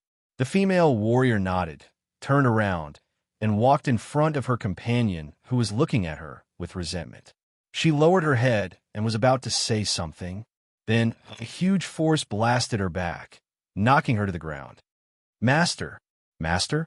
The female warrior who was hit looked at the silver in disbelief and spat out another mouthful of blood. I have never said that I am the silver of the sacred region. She slowly took off the mask on her face and smiled. But wait, I might be. This is Big Sister Suya? Lamia's heart couldn't help but jump. She recognized this time. This is the voice of Big Sister Suya. ######PS. Today's physical strength is weak. Chapter 1643. Facing Big Sister Suya, who was standing on the snow, Lamia's did not dare to move recklessly. What she was afraid of, it would happen. She felt that the snow that she was hiding in was welcoming a pressure. Big Sister Suya had already walked to where she was hiding. A sense of danger surged in her heart. Lamia's instinctively broke through the snow that was buried on her body. At the same time, a sharp sword was thrusting downwards. Lamia's was frightened. If she hesitated for a moment, she would not be able to avoid the sword. This also proved one thing. Big Sister Suya had already discovered her. The two female warriors followed Big Sister Suya to this place. When she arrived, she did not notice anyone. That could only mean that Big Sister Suya had arrived earlier than her. Suya's elder sister had even seen clearly how she had buried herself in the snow. That was close to be acquainted. Lamia's quickly adjusted her posture. Big Sister Suya, you really don't care if I am an acquaintance. Don't you come earlier than I expected? Big Sister Suya held her sword and seemed to have dispelled the intention to continue. Maybe it is luck, or maybe I have underestimated you. Luck, Lamia said quickly. At the same time, she looked at Big Sister Suya suspiciously. Silver? Big Sister Suya was a silver. The two female warriors naturally did not have the possibility to resist. But if Big Sister Suya was a silver, why would she need to be followed by the two female warriors? With his silver ability, there was no opponent in this challenge. He could completely sweep his way through. Big Sister Suya didn't need to hold him back and let him consume the strength of the other challengers in the final ice field. But these were not important. The key was, Big Sister Suya, since you're already a silver, there is no need to participate in the fight for the heavenly crane constellation St. Cloth. This was what Lamia's could not understand. There were many bronze warriors, but relatively few silver warriors. Every silver warrior in the Sacred Saint Galaxy had a record. They knew everything. Why would the Sacred Saint Galaxy let a silver warrior mix in with the challengers? Impossible. What's more, Big Sister Suya came out of the Pegasus camp with her. How could a silver rank hide among a group of female warriors who feed the Pegasus? At this time, facing Lamia's question, Sister Suya just smiled casually, but Lamia's felt like she was being stared at by a poisonous snake. Unexpectedly, Lamia's took a deep breath at this time and said in a low voice, "You are not a silver. The holy garment you're wearing might be fake." Suya's eldest sister said indifferently, "How do you know?" Lamia's said, "You can't be a silver. Otherwise, the sanctuary wouldn't have put you in the challenger's maze. You can't be a silver saint, otherwise the gold and silver saints monitoring this battle would have acted immediately. Since the purpose of this challenge is to obtain the silver Saint Cloth from Grus Constellation, then the Sacred Saint Galaxy will definitely not allow such unfair behavior. So, you're fake," Lamia's said with certainty. "The storage of the holy garment requires the holy garment chest. You were with me the whole time, but I didn't see you carrying the holy garment chest at all. There's nothing wrong with the previous reasons." Suya's eldest sister shook her head and said, "But who told you that the holy garment must be placed in the holy garment chest? Only bronze saints will carry the chest everywhere. Silver saints and above, the holy garment has already fused with the user. Don't you know? Don't know. All right, if there's a chance to go back to the Pegasus barracks, I will prepare more energy herbs for Nimitz. Icefield on the high ground, a few pairs of eyes were watching the scene on the snow. Among them was Musha from Virgo Temple, the other few silver saints. Master Musha, what she's wearing is really a silver saint cloth. A silver saint said in surprise. When did the sanctuary have such a silver saint? Musha frowned at first, then pondered. A few silver saints were also pondering. The reason why they could still be so calm was purely because Suya's eldest sister did not kill the female warriors and only defeated them. If not to mention Musha, the silver saints would have already taken action or were on the way to take action. She's not a real silver saint, Musha said indifferently. That's also not a silver saint cloth. At most, it's just a silver white armor. The kind of silver aura is simulated by her fighting spirit. Currently, her fighting spirit is rapidly depleting. Fighting spirit simulation?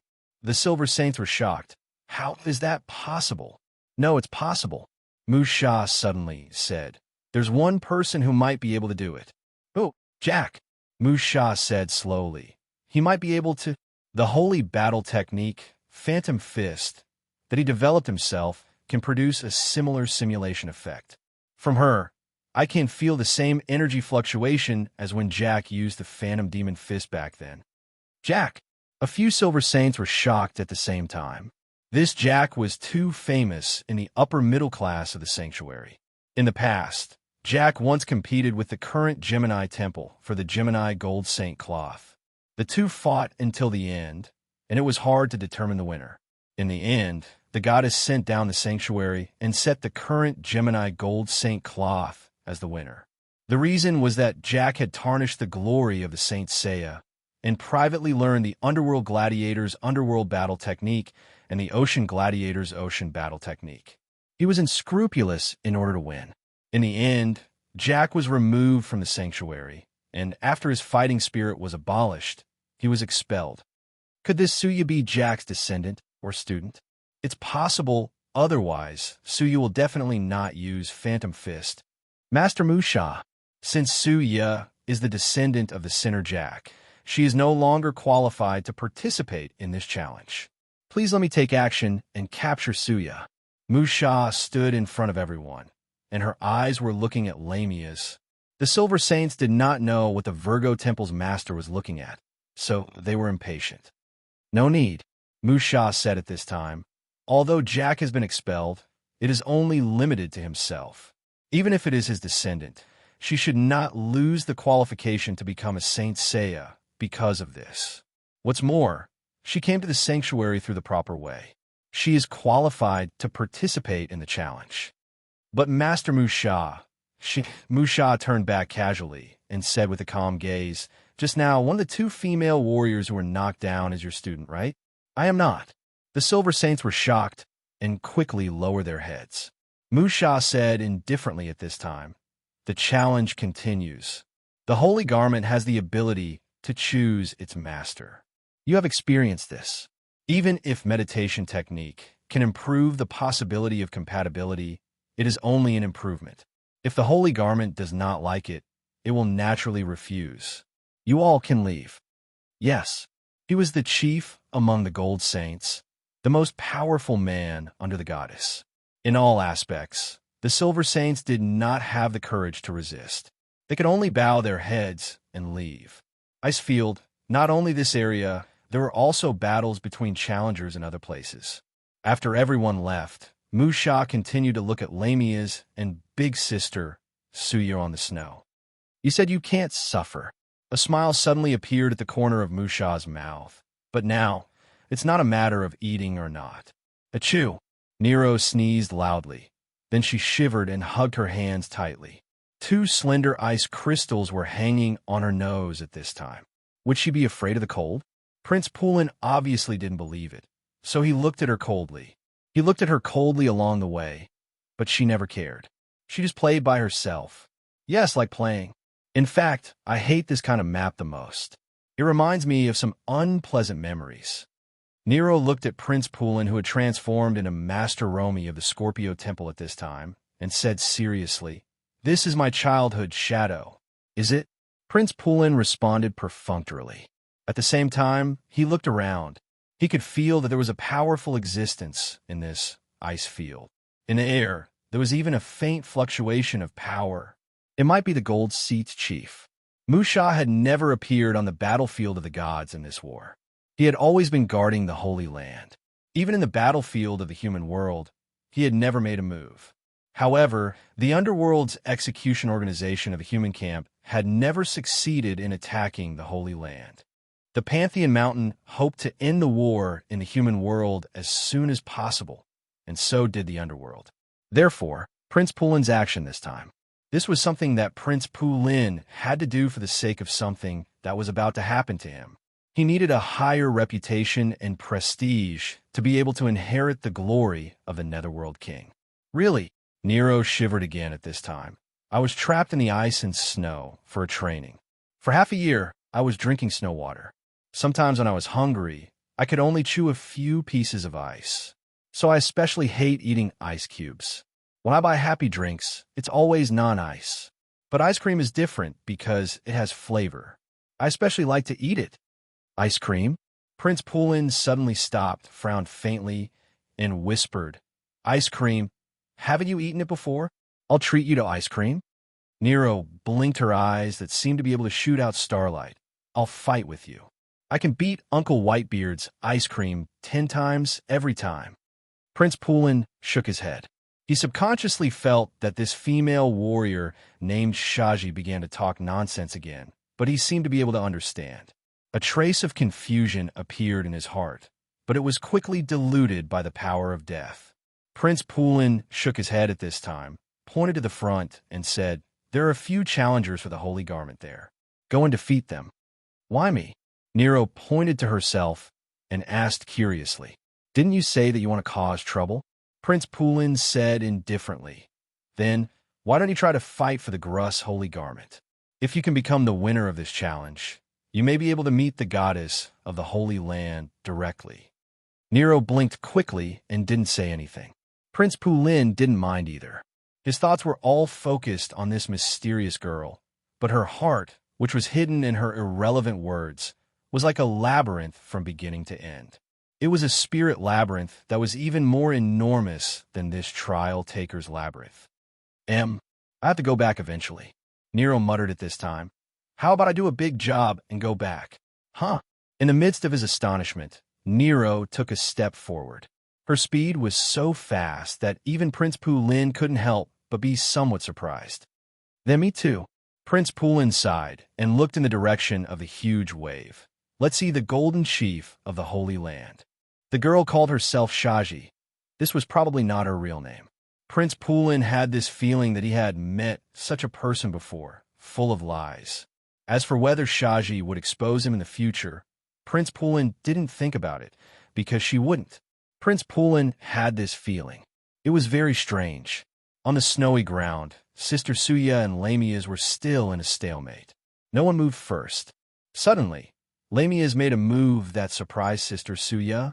She dropped her hands naturally at this time, completely giving up the fight. Sister Suya's eyes flashed with doubts. "You can do it." Lamias looked at Suya at this time and said expressionlessly, "I won't fight back. After you defeat me, I will lose the qualification to challenge. I won't be your obstacle, but don't hit too hard." Sister Suya was originally puzzled, but now she was bewildered.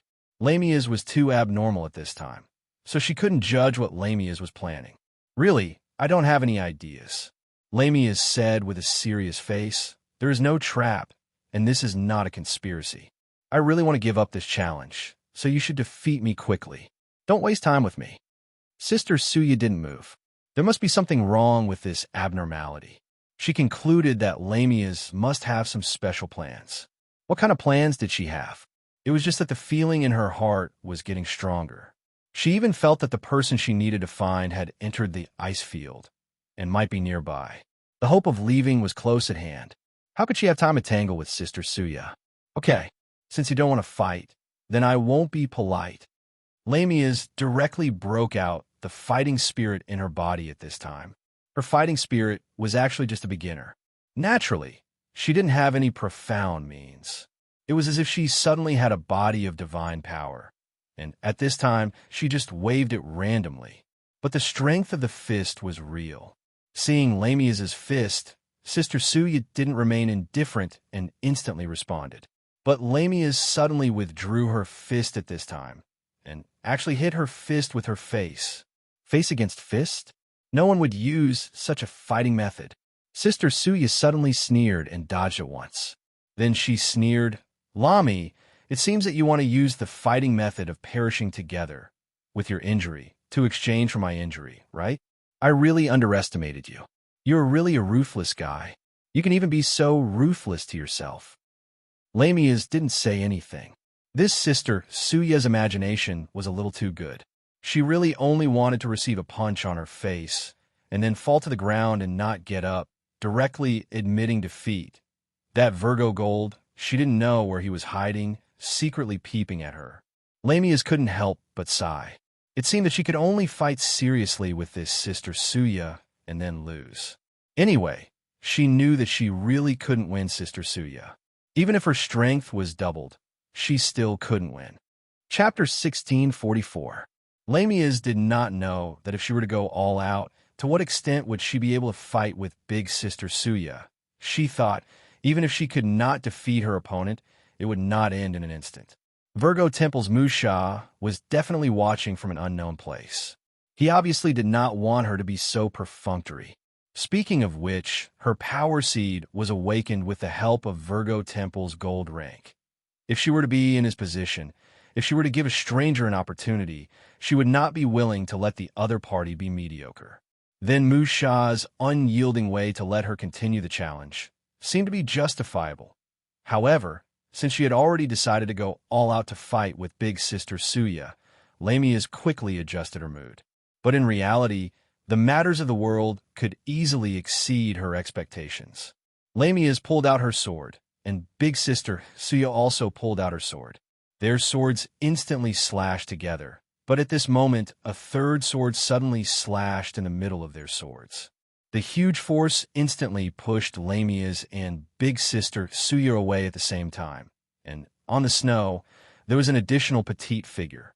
Lamia's and Big Sister Suya were shocked at the same time, but this was the ice field in the final region, where everyone was challenging the heavenly crane constellation St. Cloth. For a new challenger to appear, it was not unreasonable. Just that the other party did not choose to wait for Lamia's and Big Sister Suya to decide the winner before catching the cicada. Instead, she directly joined in, which seemed to be very unconventional. The snowstorm had already weakened. Lamia's and Big Sister Suya, who had stopped, suddenly saw that behind the female warrior who suddenly appeared, there was actually a long rope, and this rope was trapping 7 female warriors.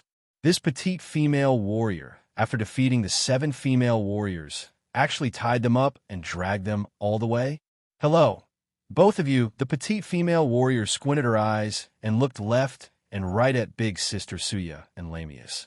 She giggled and said, "Are you guys going to surrender, or should I beat you until you surrender?" This female warrior who suddenly appeared seemed to be very strong. Looking at her battle record, it was obvious. Lamia's almost had the impulse to shout out surrender, if not for her misgivings about Musha's expression. Suya's elder sister remained silent. The petite female warrior shrugged her shoulders. "I think I already know the answer. Come on, you two trash. Come at me together. I won't kill you. I always know when to stop."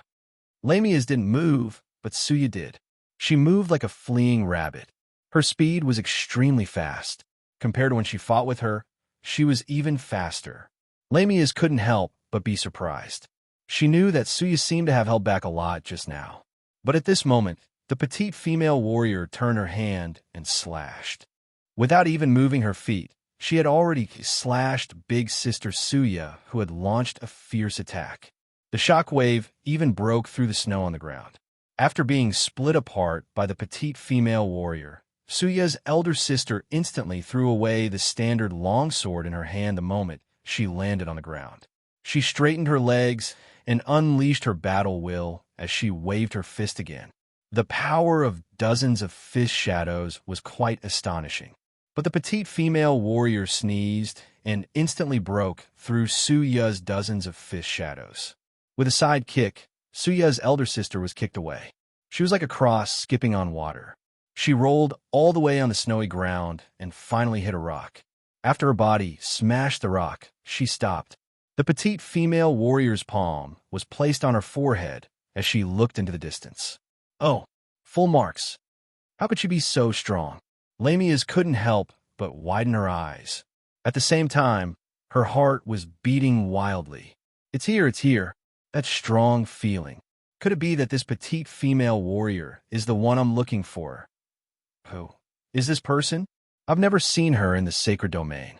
Why is her strength so? On the peak of the snowy ground, the silver warriors were also shocked.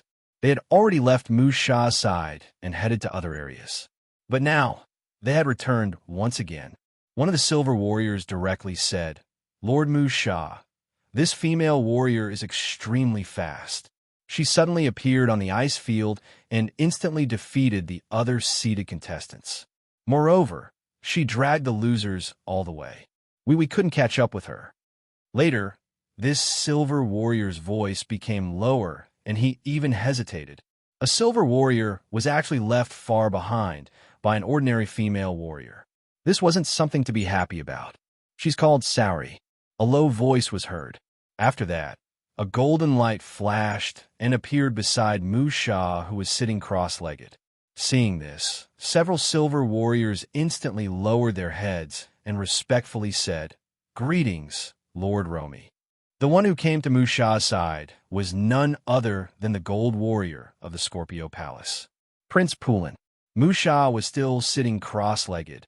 His cross-legged sitting was a kind of cultivation method.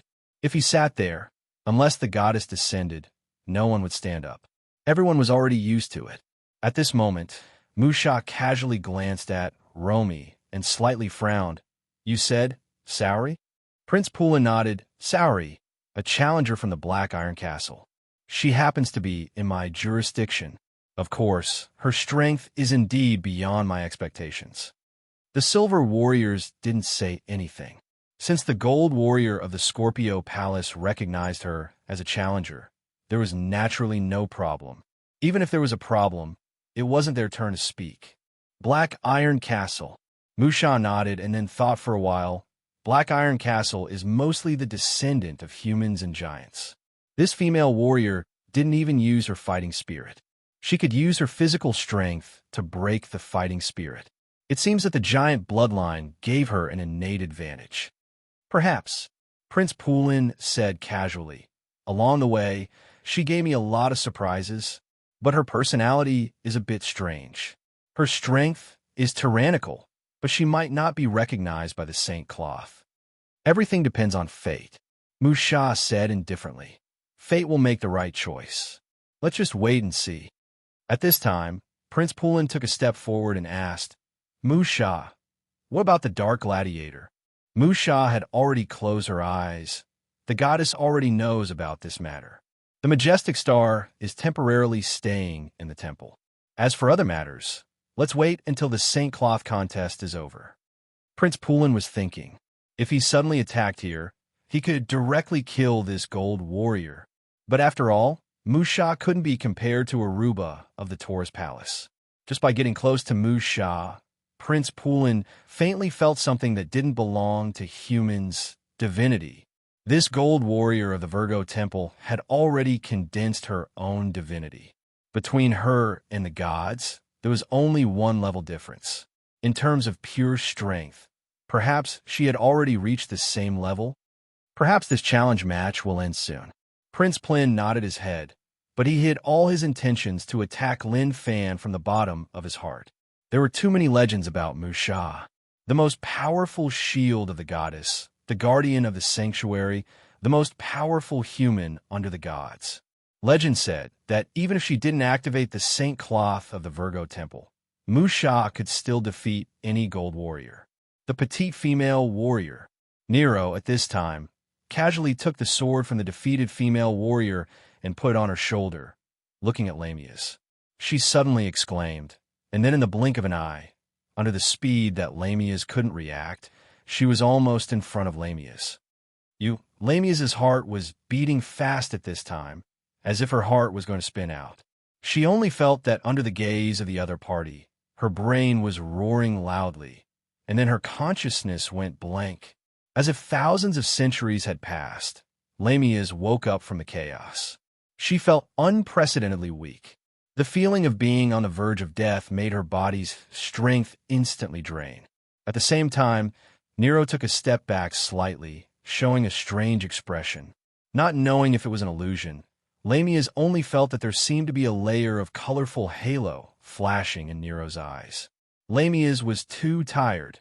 Even standing seemed to be her limit. She wanted to say something, but suddenly lost her voice. Her throat moved, but she couldn't say anything in the end. But the strong feeling in her heart had disappeared at this time. Lamius couldn't help but widen her eyes, not sure whether this petite and mysterious female warrior was the person she was looking for. Nero subconsciously shook her head, and then a trace of doubt flashed in her eyes. At this time, a strong wind came from behind Nero. Sister Suya. In the wind and snow, the strange silver armor on Sister Suya's body was broken at this time. The armor was full of cracks, as if it would fall off at any time, but her fighting spirit was stronger at this time. The fighting spirit was like a burning flame at this time, wrapping around Sister Suya's body. This time, Sister Suya only threw a punch, but Lamius, who was in front of the fist, saw that the fist was expanding crazily. That fist seemed to have expanded by hundreds of times in an instant. However, just the change in size from this perspective was enough to make one tremble in fear. Nero blinked. Before the huge fist arrived, she raised her foot. She used her foot to catch it, then raised her palm, turned it into a hand knife, and directly chopped down. Lamius only felt a breeze blowing, and the huge fist had disappeared. Sister Suya covered her arm at this time. Her face was pale, and her body was even trembling. Why are you so strong? Even your fighting spirit. Sister Suya's eyes were wavering at this moment. I have developed illusory magic fist to a higher level than the teacher. For this challenge, I only need a chance to prove to. At this time, Nero reversed the long sword and used the sword hilt to directly burst into Sister Suya's mouth. Lamius clearly saw that Sister Suya's teeth were knocked out by the violent means in an instant. Cruel. Are you annoying? Nero yawned and picked her ears. If you can't beat me, then you can't beat me. It's useless to say more. As your enemy, does the enemy know? The enemy has no interest in knowing what you're carrying. As for me, I just care about the pleasure of bullying you, understand? I'm bullying you now, understand? She was probably bullied badly in the past. Lamius subconsciously had such an idea. Sister Suya's eyes gradually dimmed. Her silver armor shattered directly at this time, scattering like ice crystal dregs. Then, she fell to the ground and lost consciousness. Nero stepped forward, stepped on her casually, then looked at Lamius again, and suddenly said, "What did you do to me just now?" What did I do?" Lamius was shocked. The feeling of sudden disappearance made her unsure if the petite female warrior in front of her was the target she was looking for. Nero glanced at her suspiciously, then felt that such verbal questioning was too inefficient. While she was thinking about which more extreme interrogation method should be used, Lamius had already fallen to the ground. Nero was startled as if she didn't expect it. After Lamius experienced the strange spiritual changes just now, her spirit was close to the limit. In the end, she couldn't hold on and lost consciousness. This was the end of the battle on the snowy ground. No one would have thought that it would end up like this. On the ice cliff, Musha, who was sitting cross-legged, suddenly stood up. His expression didn't change, but his voice slowly reverberated throughout the entire ice field. The heavenly crane constellation Saint Cloth Challenge has ended. The final victor has been born. Following Musha's voice, in front of Nero, there was suddenly a silver-white pillar of light.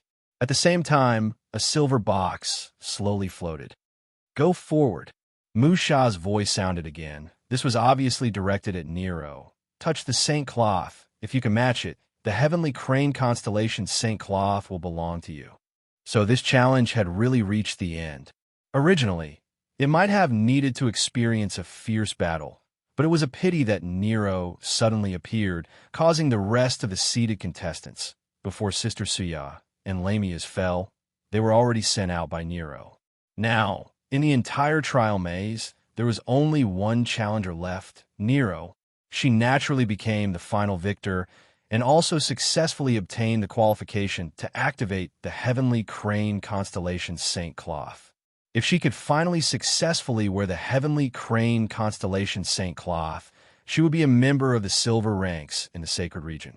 Oh, heavenly crane constellation? Nero blinked her eyes, as if she had encountered something fun, and walked into the light pillar without saying anything. The group of silver ranks, at this moment, were slightly nervous as they watched this scene. They did not know if this strong challenger would be able to successfully match with the heavenly crane constellation's saint garment in the end.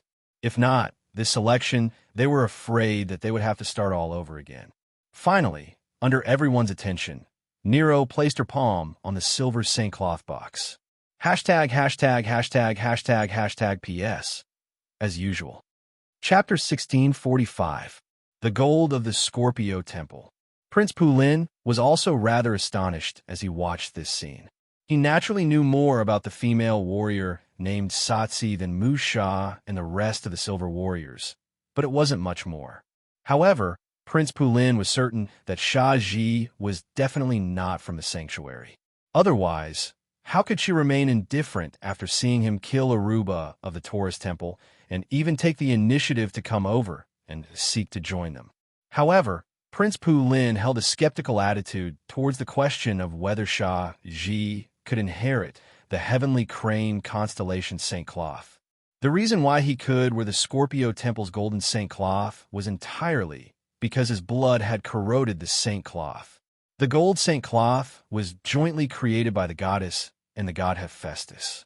Only a stronger source of divine power could suppress the goddess power contained in the Saint Cloth. As the young master of the underworld and the successor of the next king of the underworld, the king of the underworld had already begun to transfer a portion of his divine power of death to the young master of the underworld before the start of this great battle. Furthermore, he had also instilled his own divine blood into Prince Pulin, giving Prince Pulin almost unlimited potential. The silver Saint Cloth was one grade lower than the gold Saint Cloth, but it was also personally created by the goddess and Hephaestus. Although it did not contain much divine power, it was almost impossible for a mortal to suppress it with brute force. No matter how weak the divine power was, it was still the power of the gods. In essence, it had already surpassed the limits of all human power. Therefore, the Saint Cloth had the initiative to choose the successor. Prince Pulin hoped that the heavenly crane constellation's sacred garment could be inherited smoothly. Only in this way would the goddess appear during the inheritance ceremony. Perhaps he could only wait for Shaji to fail and wait for the next challenge. This would inevitably delay the time by a lot. He could not help but frown because of this. At this time, the box of the Saint Cloth was slowly opened under the touch of Shaji. Nero, the Saint Cloth that represented the constellation Grus, finally appeared in front of everyone's eyes. It was a relatively simple set of women's armor. The entire body was shining with silver light. After looking at it, Nero reached out to touch the Grus Saint Cloth again. However, just as her fingers touched the corner of the Saint Cloth, her fingers were frozen. Nero blinked and seemed a little surprised. The holy garment is rejecting her. On the ice cliff, a silver-ranked warrior shook his head. She may be strong, but it's obvious that the holy garment doesn't favor her. Looks like we'll have to start a new challenge. Lord Musha, the results are out. Another silver ranker sighed and said, "How do you think we should evaluate the qualifications for the second challenge?" Wait. Musha waved his hand and said calmly, "It's not over yet. Let's watch." It's still not over? Didn't Grus Constellation's Saint Cloth reject? Wait, what happened? You can do that? His fingers were already frozen, and his fingers were completely connected to the holy robe. The cold air was even rising along his fingers. Seeing that other than his fingers, his entire palm was about to be completely frozen, Nero suddenly said, "I'll blow you up? Okay." The cold air released by the saint robe instantly surged. Nero sneered and pulled out a long black katana from his body. He casually knocked on the body of the holy robe twice. "Did you see that? This toy is called Blade." Nero squinted his eyes and said, "This thing is very arrogant, like a lone wolf in the grassland. But once again, I found out that it can also be scared and scared to death. Do you know why?" The cold air of the holy garment rose again, as if it was disdainful. Nero didn't care. He held on to Blade and knocked it twice again. "Trash blade, tell it why you're so scared. If you say too little, I'll melt you and make you into a toilet bowl." The sound of the blade seemed to be saying something. As for what it was saying, only a ghost would laugh. The cold air of the Grus constellation holy garment suddenly weakened. But in an instant, the cold air exploded again, as if it was about to perish together. On the snowy ground, the temperature suddenly dropped again. Sister Suya, Lamias, and the rest of the female warriors who fell on the ground were suddenly covered with a layer of frost. "Trash blade." Nero threw Blade to the ground in disgust. "What do I need you for? You can't even scare me with a broken holy garment. Looks like I still have to do it myself." Ignoring the changes of Blade after it was thrown to the ground, Nero directly reached out his hands and grabbed the joints of the holy garment. Like breaking a lotus root, he actually broke the holy garment's gauntlet and then roughly stuffed it into his arms. The holy garment seemed to be crying, but this was just the beginning. Pieces of the holy garment were forcefully peeled off by Nero and then put on. The surrounding wind was strong, and the cold air was like a substance, but the holy garment was being peeled off more and more. Finally, Nero grabbed the helmet of the holy garment with both hands and put on his head. But the holy garment that had become one body directly froze itself, and even Nero was frozen inside. Nero wasn't afraid. He struggled with both arms and walked out of the ice crystal. The holy garment was unwilling to give up and continued to release extreme cold air, but it was easily broken by Nero again and again. In this way, the holy garment and Nero were frozen again and again, breaking out of the ice, freezing, and breaking out of the ice state. In the end, the holy garment no longer released cold air, and the silver light on its body instantly dimmed. It actually turned directly into the appearance of a stone. Nero was dumbfounded. He didn't expect the holy garment to be more unyielding than Blade. He couldn't help but be stunned. The silver figures in the distance. Even Prince Pulin was somewhat dumbfounded at this time. Even Musha of Virgo Temple opened his mouth slightly. This guy actually forced the holy garment to seal itself. A silver figure subconsciously swallowed his saliva. Doesn't this mean that the divine power contained in the holy garment is also helpless and can't break free? At this moment, an even more unbelievable scene happened. The heavenly crane constellation holy garment that had sealed itself suddenly burst out a strong silver light. Under the silver light, the petrification of the holy garment had been removed, and it once again returned to the bright appearance of the holy garment. This time, not only did the holy garment of heavenly crane constellation not burst out cold air to reject, it even restrained the surrounding cold air. Nero swung her arm and found that the movement was incomparably natural. There was no obstruction at all. She casually punched out a fist that contained a burst of cold air. On the snowy ground, a trace of ice instantly spread out and only stopped after 10 meters away. Nero seemed to have gotten a new toy. She wantonly squandered the power of the holy garment on the snowy ground, extremely happy. On the ice cliff, everyone was silent again. After a long time, Musha slowly exhaled. His voice seemed to be a little tired. Looks like the holy garment of heavenly crane constellation has been tamed. She is the new silver of heavenly crane constellation. This battle of the holy garment ends here. Tamed. It was the first time the silver figures knew that the holy garment of heavenly crane constellation could be tamed. But this was said by the strongest under the gods, Chief Musha. So it should be right. Draw up the inheritance ceremony and report to Virgo Temple. Master Musha left just like that. They knew that the previous master of heavenly crane constellation, Maya, was Master Musha's sister. He was especially concerned about the inheritance of the holy garment of heavenly crane constellation. Although Master Musha did not show any dissatisfaction, but thinking about it, Master Musha was not willing to see his sister's holy garment to be inherited in such a crude manner. In short, the battle of the holy garment, along with the compromise of the holy garment of heavenly crane constellation, had indeed ended. Who is going to bring those female warriors away? If they're not brought away, they will freeze to death. I will go. I will go too. A few silver figures rushed out of the ice cliff. Congratulations. Prince Poulin came in front of Nero at this time. But Nero did not say anything and punched out. The fist that was filled with cold air directly hit the Scorpio holy garment on Prince Poulin's body. Cancel. The Prince of Underworld did not move. On the surface of the Scorpio holy garment, there was only a ripple. Nero suddenly said seriously, "My holy garment is too trashy. Why don't we exchange? If you want, I can give it to you." Prince Poulin said indifferently, "But there is a condition. When I leave the Holy Realm, you need to leave with me." "Is it fun?" Nero thought for a while and asked. Prince Poulin smiled, but didn't say anything.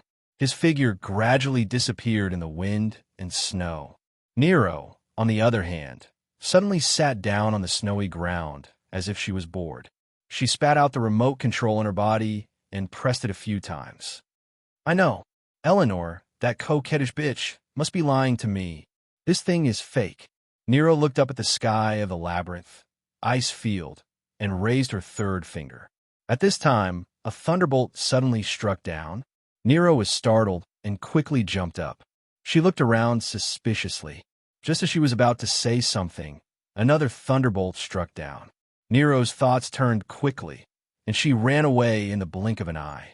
On ice field, on another ice cliff, the figure in black and white made costume also disappeared at this time. The battle for the Grus constellation holy garment had ended.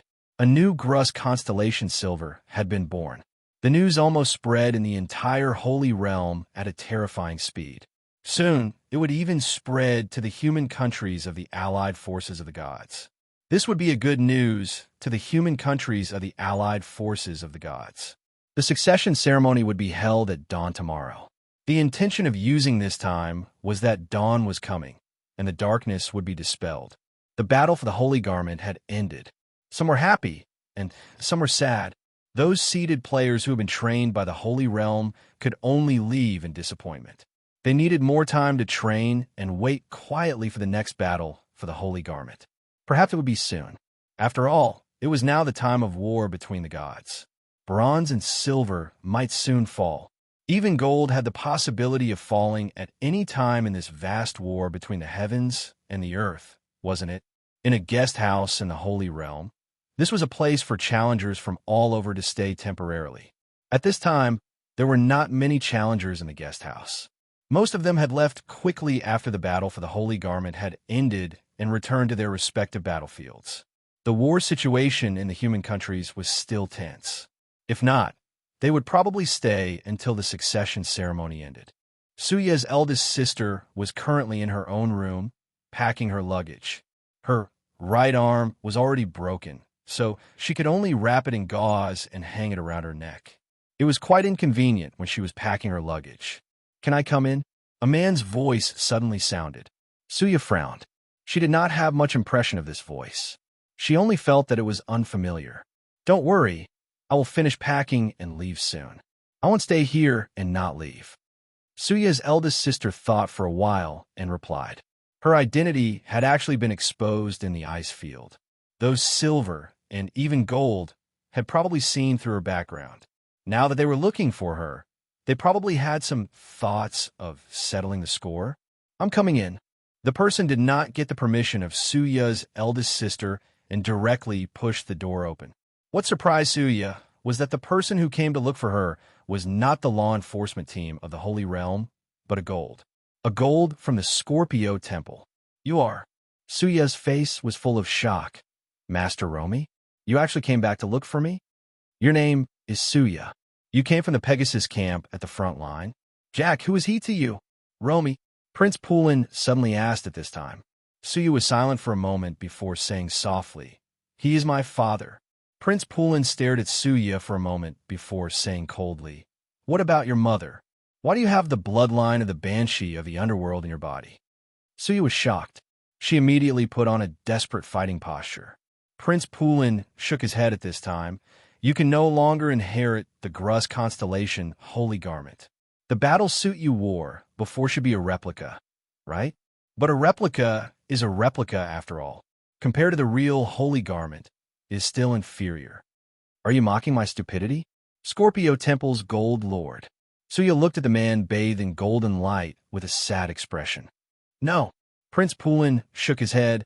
I just came to ask you if you're interested in becoming a dark gladiator. What? Thus. That was a place located in chaos. A figure flashed over. At this time, Eleanor had already returned to the most familiar place.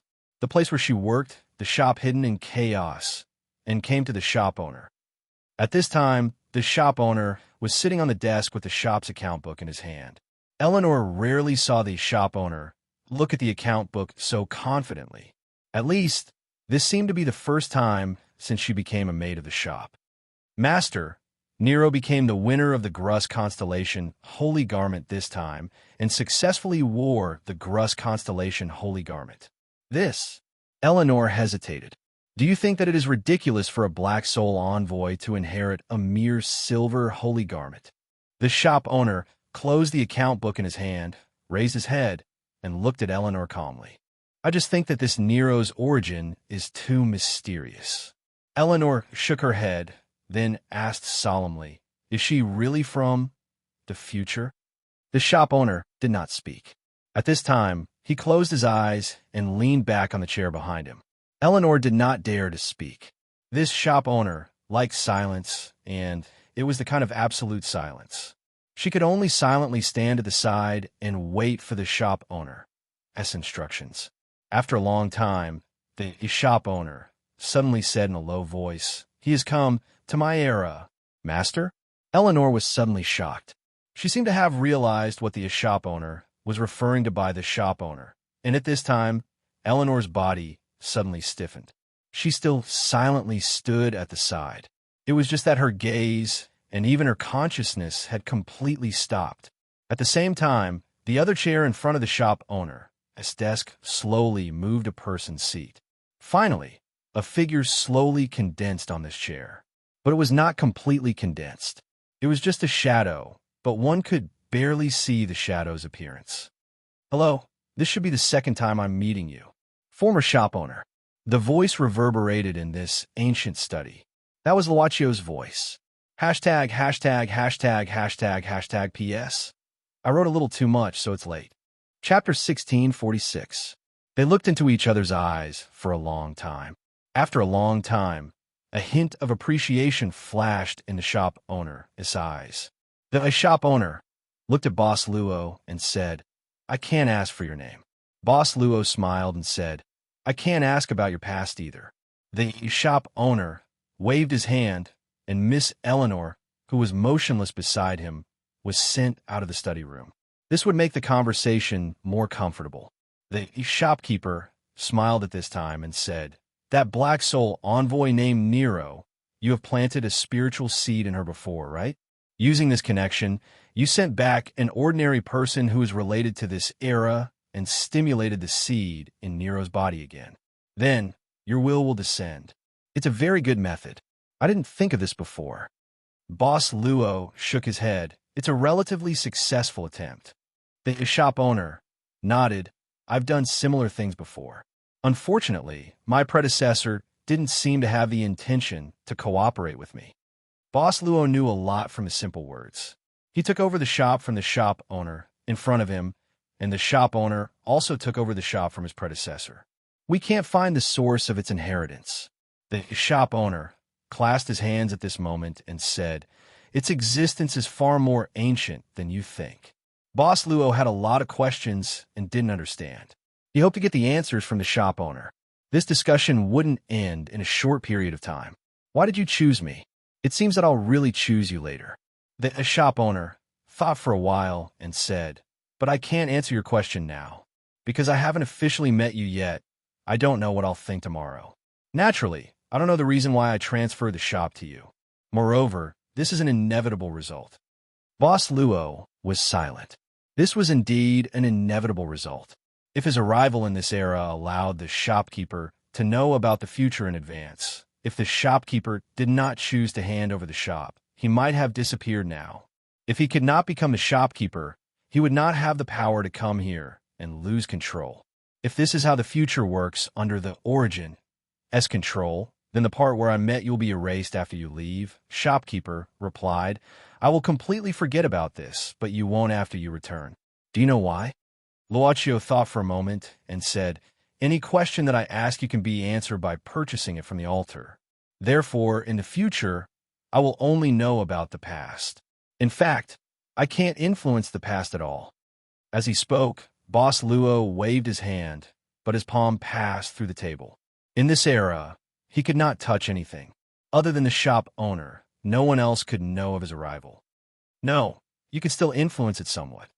The shopkeeper shook his head and said, after all, there is a slight disorder in this time and space, but it is not caused by you.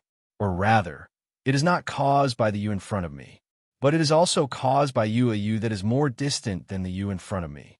There is no doubt that you will be more powerful and wealthy, so you can do it. Do you know why I asked Athena to hold a war for the Grus sacred cloth? Luochio thought for a moment and said, to cooperate with me? There is a key point in this war. The shopkeeper nodded. It is also the closest coordinate that can allow you to successfully descend in this era. After all, what you are doing now is something that even the so-called gods can't do. Moreover, even if you succeed, even I, without the cooperation of another, can't do it. Luochio shook his head. You are richer than me. I am constantly evaporating my time, and I will soon reach my limit. The shopkeeper said, in theory, I am not much more powerful than you. Everything is based on this much. You see, the capacity of this cup is fixed. I have 2 liters of water, and I can fill it up. You only have 1 liter of water, but you can also fill it up. The effect of what I do is the same as what you do. This is its base, its limit, and beyond this limit, it is the same. We don't have any so-called enemies. Even if you have more water, you can only fill this cup. So, it doesn't matter whether I do business or not. Boss Luo asked curiously. In his own era, he could be almost omniscient at any time. But the one in front of him was an existence that had been the shopkeeper for much longer than him. In his era, he was also at the level of omniscience. In the system of the shopkeeper, there were no so-called enemies in the shopkeeper. The relationship between the previous and the next was at most a relationship of communication. It is always better to be richer than to be poor. The shopkeeper smiled casually. For example, when I want to enjoy myself, but I don't have enough time, it will be very awkward. Of course, the direction of my development is somewhat different from yours. Your material needs may be simpler than mine. Boss Luo shook his head. His material needs were not high. The shopkeeper said, I mean, I want to be a warrior, and you're like a mage. Our strength is equal, but a mage can do many things that a warrior can't. However, a warrior's body is stronger than a mage's, so it is safer. But the shopkeeper has an absolute defense mechanism. You see, an eternal indestructible body like me is quite awkward. Moreover, once I transfer out of the shopkeeper, all these will be stripped from me quickly. You still have time. You can change this direction, Luochio said directly. I like your suggestion. The shopkeeper smiled.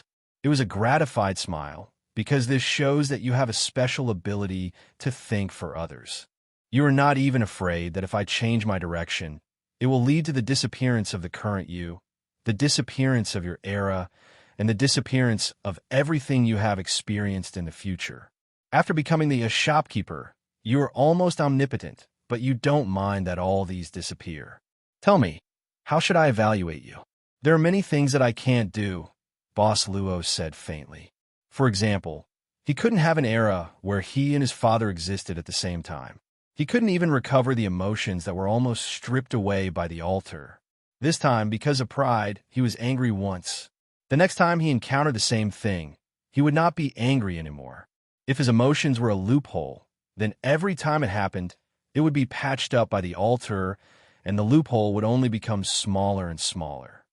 You have to understand that the things that you can't do is perhaps the price you have to pay for everything you have, the shopkeeper said. I don't know what kind of price I will pay in the future to hand over the shop to you, but I think the price is something that you can't bear. What price did you pay? Boss Luo suddenly asked. The shopkeeper shook his head and said, I don't know what price I paid. After inheriting it, this part has been erased. I have been searching for it, but until now, I haven't gathered enough things that I need to pay. The altar is quite fair. You may only pay an insignificant memory, but you will always want to know. You will also have the desire to understand. Then, the desire will expand infinitely. This insignificant memory will become something that you can't even ask for. Because you have lost this memory, you don't know if this memory is really insignificant or if it is more important to you than your life. The information asymmetry for customers also applies to the shopkeeper. The shopkeeper is the biggest and most stable customer of the shop. You should know this. So, you really don't want to consider changing your direction? Luochio suddenly asked. Shopkeeper said calmly, I've said it before. Regarding this meeting, after you leave, it will be erased. What I've said, what I've discussed with you, it will only be never happened. Since it didn't happen, why do you make me feel like I've taken a wrong path? You are too calm. Boss Luo bitterly smiled. You are the same. The shopkeeper smiled and said, even if I can calculate my future situation, I don't feel angry at all. This is our shared sorrow. But in fact, this sorrow doesn't exist. Luochio suddenly said, you can always maintain this state, and I can also maintain my state, standing outside the river of time, watching time flowing away. You said that we have no enemies at all. That's right. The shopkeeper smiled and said, if I had decided to do nothing now, you wouldn't have come. I can truly exist forever, watching countless civilizations being born and destroyed in an endless cycle. But in fact, you are still in front of me at this moment, which proves that I still did something. Do you know why this is happening? Boss Luo fell into deep thought. Without enemies, one could exist forever, standing at the top of all living beings and even the so-called gods. It was truly transcending everything. It was a higher material dimension than countless subworlds. As long as one wanted to, one could exist forever. There is indeed no reason to seek death. Because, like you, I'm also looking for one of the few pleasures. The shopkeeper thought for a while and said, I am thinking that if I sell the shop to you, it is probably because I want to pursue my last bit of pleasure. If I miss it, I will completely become the agent of the altar. I will no longer be myself. I exist, but at the same time, my existence has been denied. Obviously, even at this stage, when I think about this problem, I feel instinctively afraid. Look at me, my fingers are trembling slightly. Obviously, I am still afraid, but my expression and my eyes can't see it. But what if it is not pleasure? Luochio suddenly asked. Then, there is only one possibility. The shop owner thought for a moment and said, you and I could be a future set up in the past by my predecessor, or even before that. Just as the subworlds have their own scripts under the control of the array system, we may also have our own scripts. The feeling of being controlled. Luochio lowered his head and pondered. You see, I'm just saying. The shopkeeper smiled evilly and said, but you have fallen into deep thought and started to estimate the correctness of this matter based on the existing conditions. Shouldn't it be? Boss Luo was stunned. Why do you think it is necessary? The shopkeeper said bluntly, why not another possibility? In fact, as shopkeepers, we never need to pay anything. Maybe the shopkeeper is the luckiest one chosen by the root of everything. You don't need to do anything. You could do anything. No one will punish you, and you will not be affected by the so-called karma. Everything should be under your control. You can destroy it, you can reorganize it, you can do whatever you want. You really don't need to pay anything. Are you really the luckiest one unreasonably? This, Luaccio couldn't help but open his mouth. A shopkeeper's words even impacted some of his existing ideas. The shopkeeper smiled and said, anything is possible. What you think shouldn't happen is actually happening in different places all the time. It is the same for those impossible and even miracles.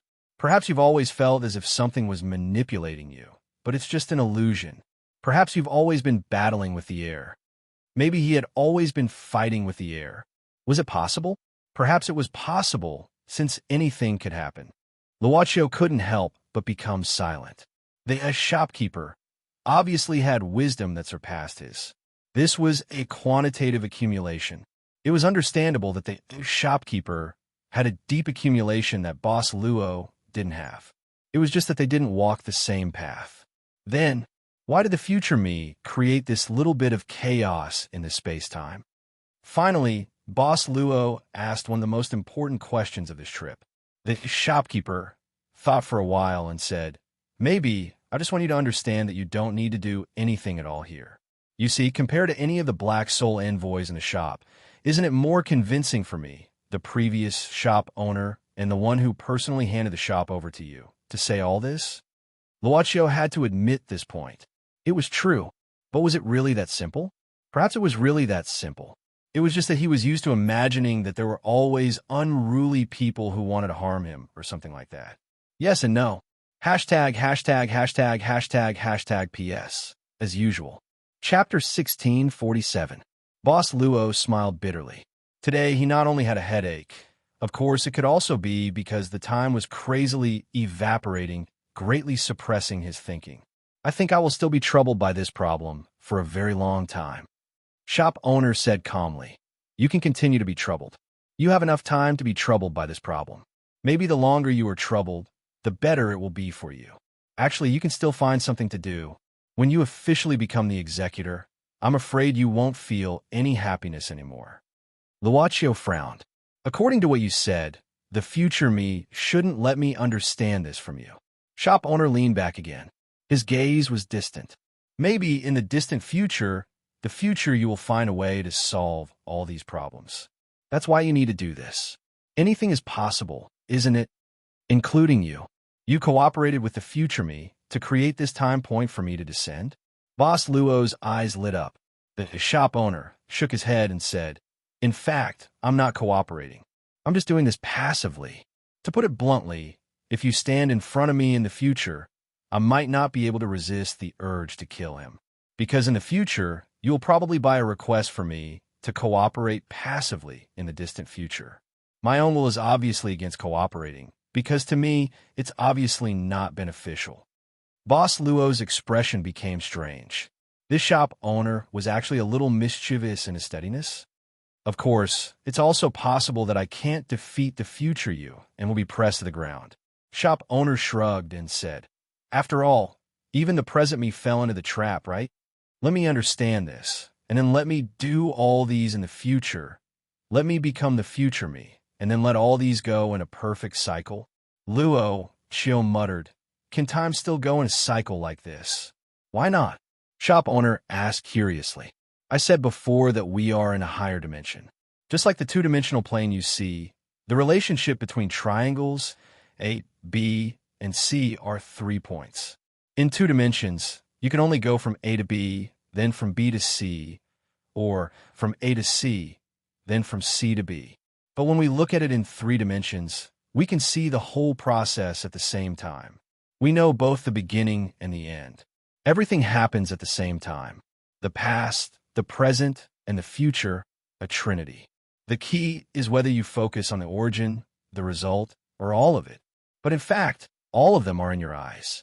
Boss Luo shook his head and asked abruptly, Eternal Kingdom? Shopkeeper remained silent and gave his answer, Eternal Kingdom is Eternal Kingdom, and we are us. As for the eternal kingdom, I'm still exploring. The altar has a high requirement for this kind of information. It gave me a hint that only the power of the eternal kingdom's royal family could eliminate the shop owner. But in fact, I've never come across such information.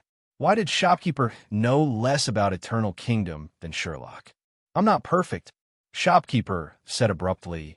This is something I only understood later, but it doesn't matter because it won't affect me from doing what I want to do in my era. About me? Boss Luo asked. Shopkeeper shook his head and said, this is what I don't like. The time required to obtain information about you is almost infinite. It exceeds my storage capacity. I have to wonder if you have harvested all the subworlds of the Arraeus system, and I'll forget everything after this. But it doesn't matter. Since this is the arrangement of the altar, I can't go against it. What's more depressing is that I'll forget everything in the future. I won't even know if I'm depressed. Despite that, the shop owner was still calm. My time is almost up. Boss Luo shook his head. I think so too. Shopkeeper nodded and said, otherwise, it's unfair to me. I'm also a shopkeeper, and I should be the luckiest one who can do whatever I want.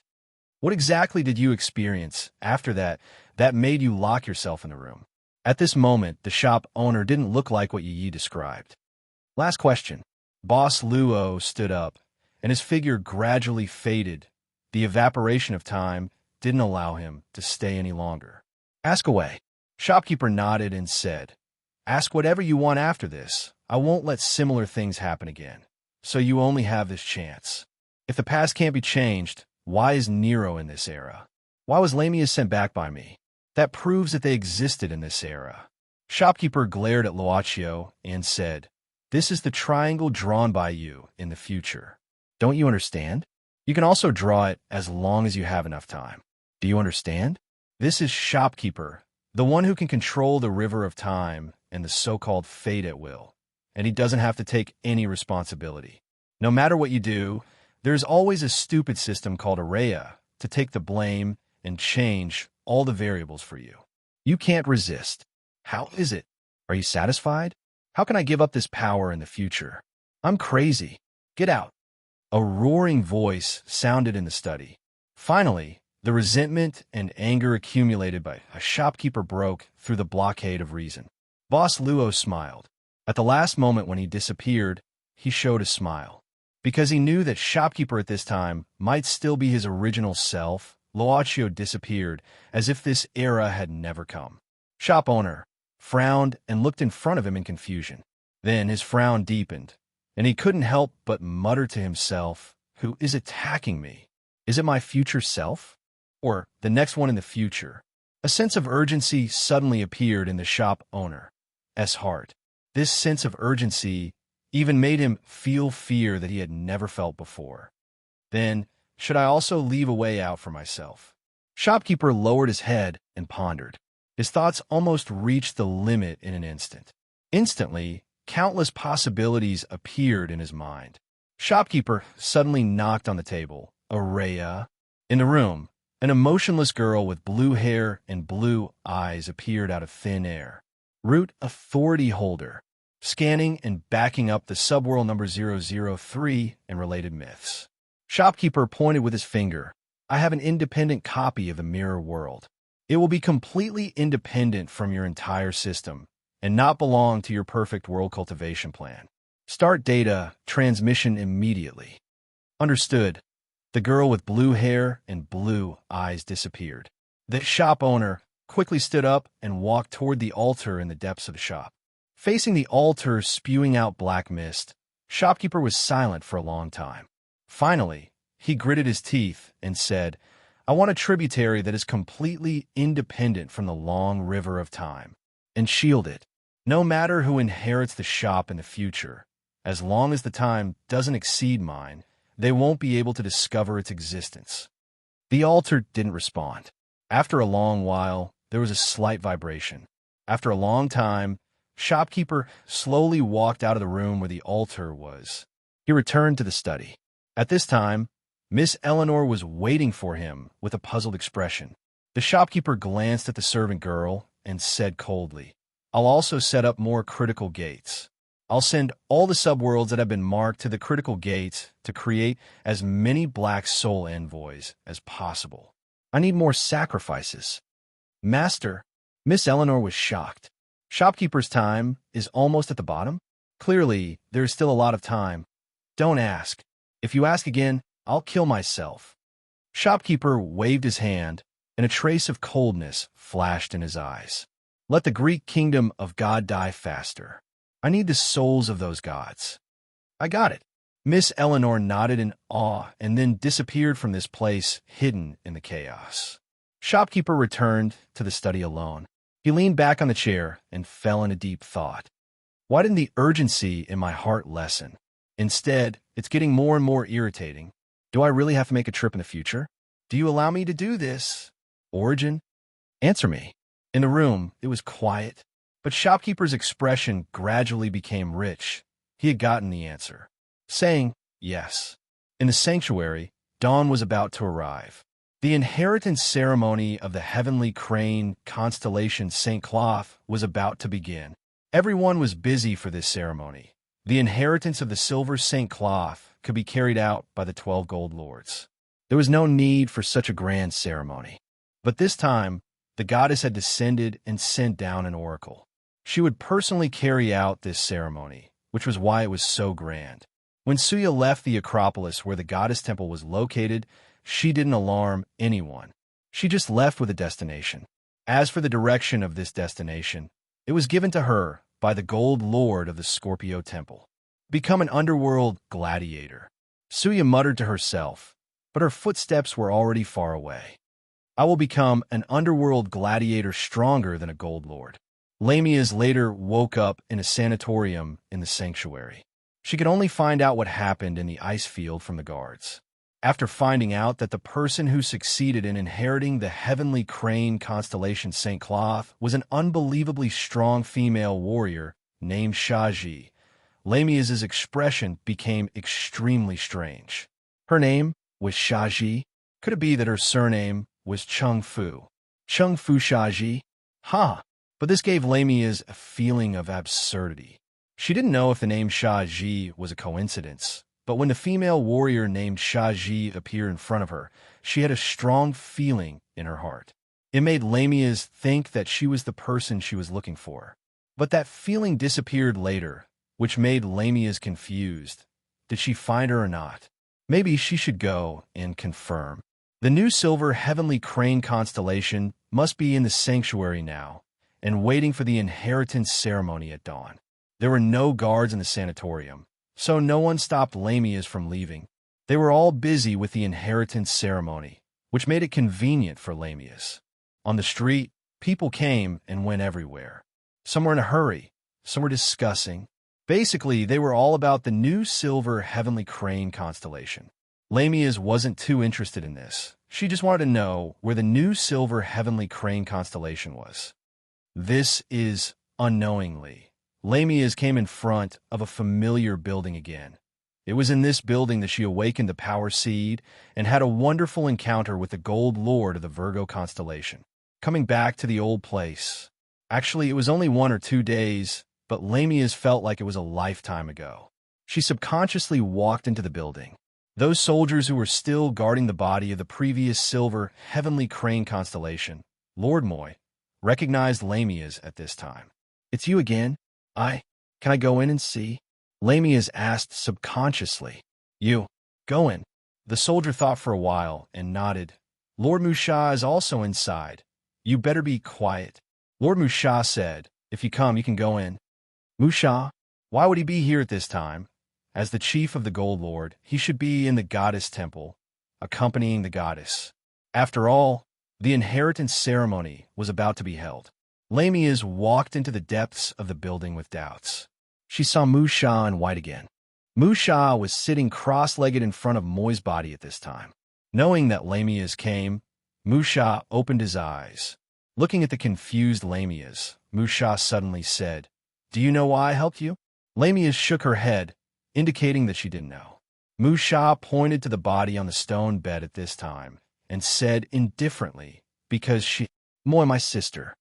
Lamias couldn't help but open her mouth, but Mu Sha stood up at this time, walked to the body of his sister, and lifted the mask that covered the female silver face. "This is me." Lamia's only felt that her mind was blank at this time. Looking at the body lying quietly on the stone bed, it was as if she saw herself. That was a girl who looked like her. Perhaps it was her who looked like her. Was this the reason why she could come back to this era? "I can feel that you are the reincarnation of Moy. Your souls are the same." This seems very ridiculous. After all, you look older than Moy, but it did happen in front of me. Mu Sha said at this time, "You are not from this era, right?" Lamia's opened her mouth, but no words came out. Mu Sha, the strongest person under the gods. Hashtag, hashtag, hashtag, hashtag.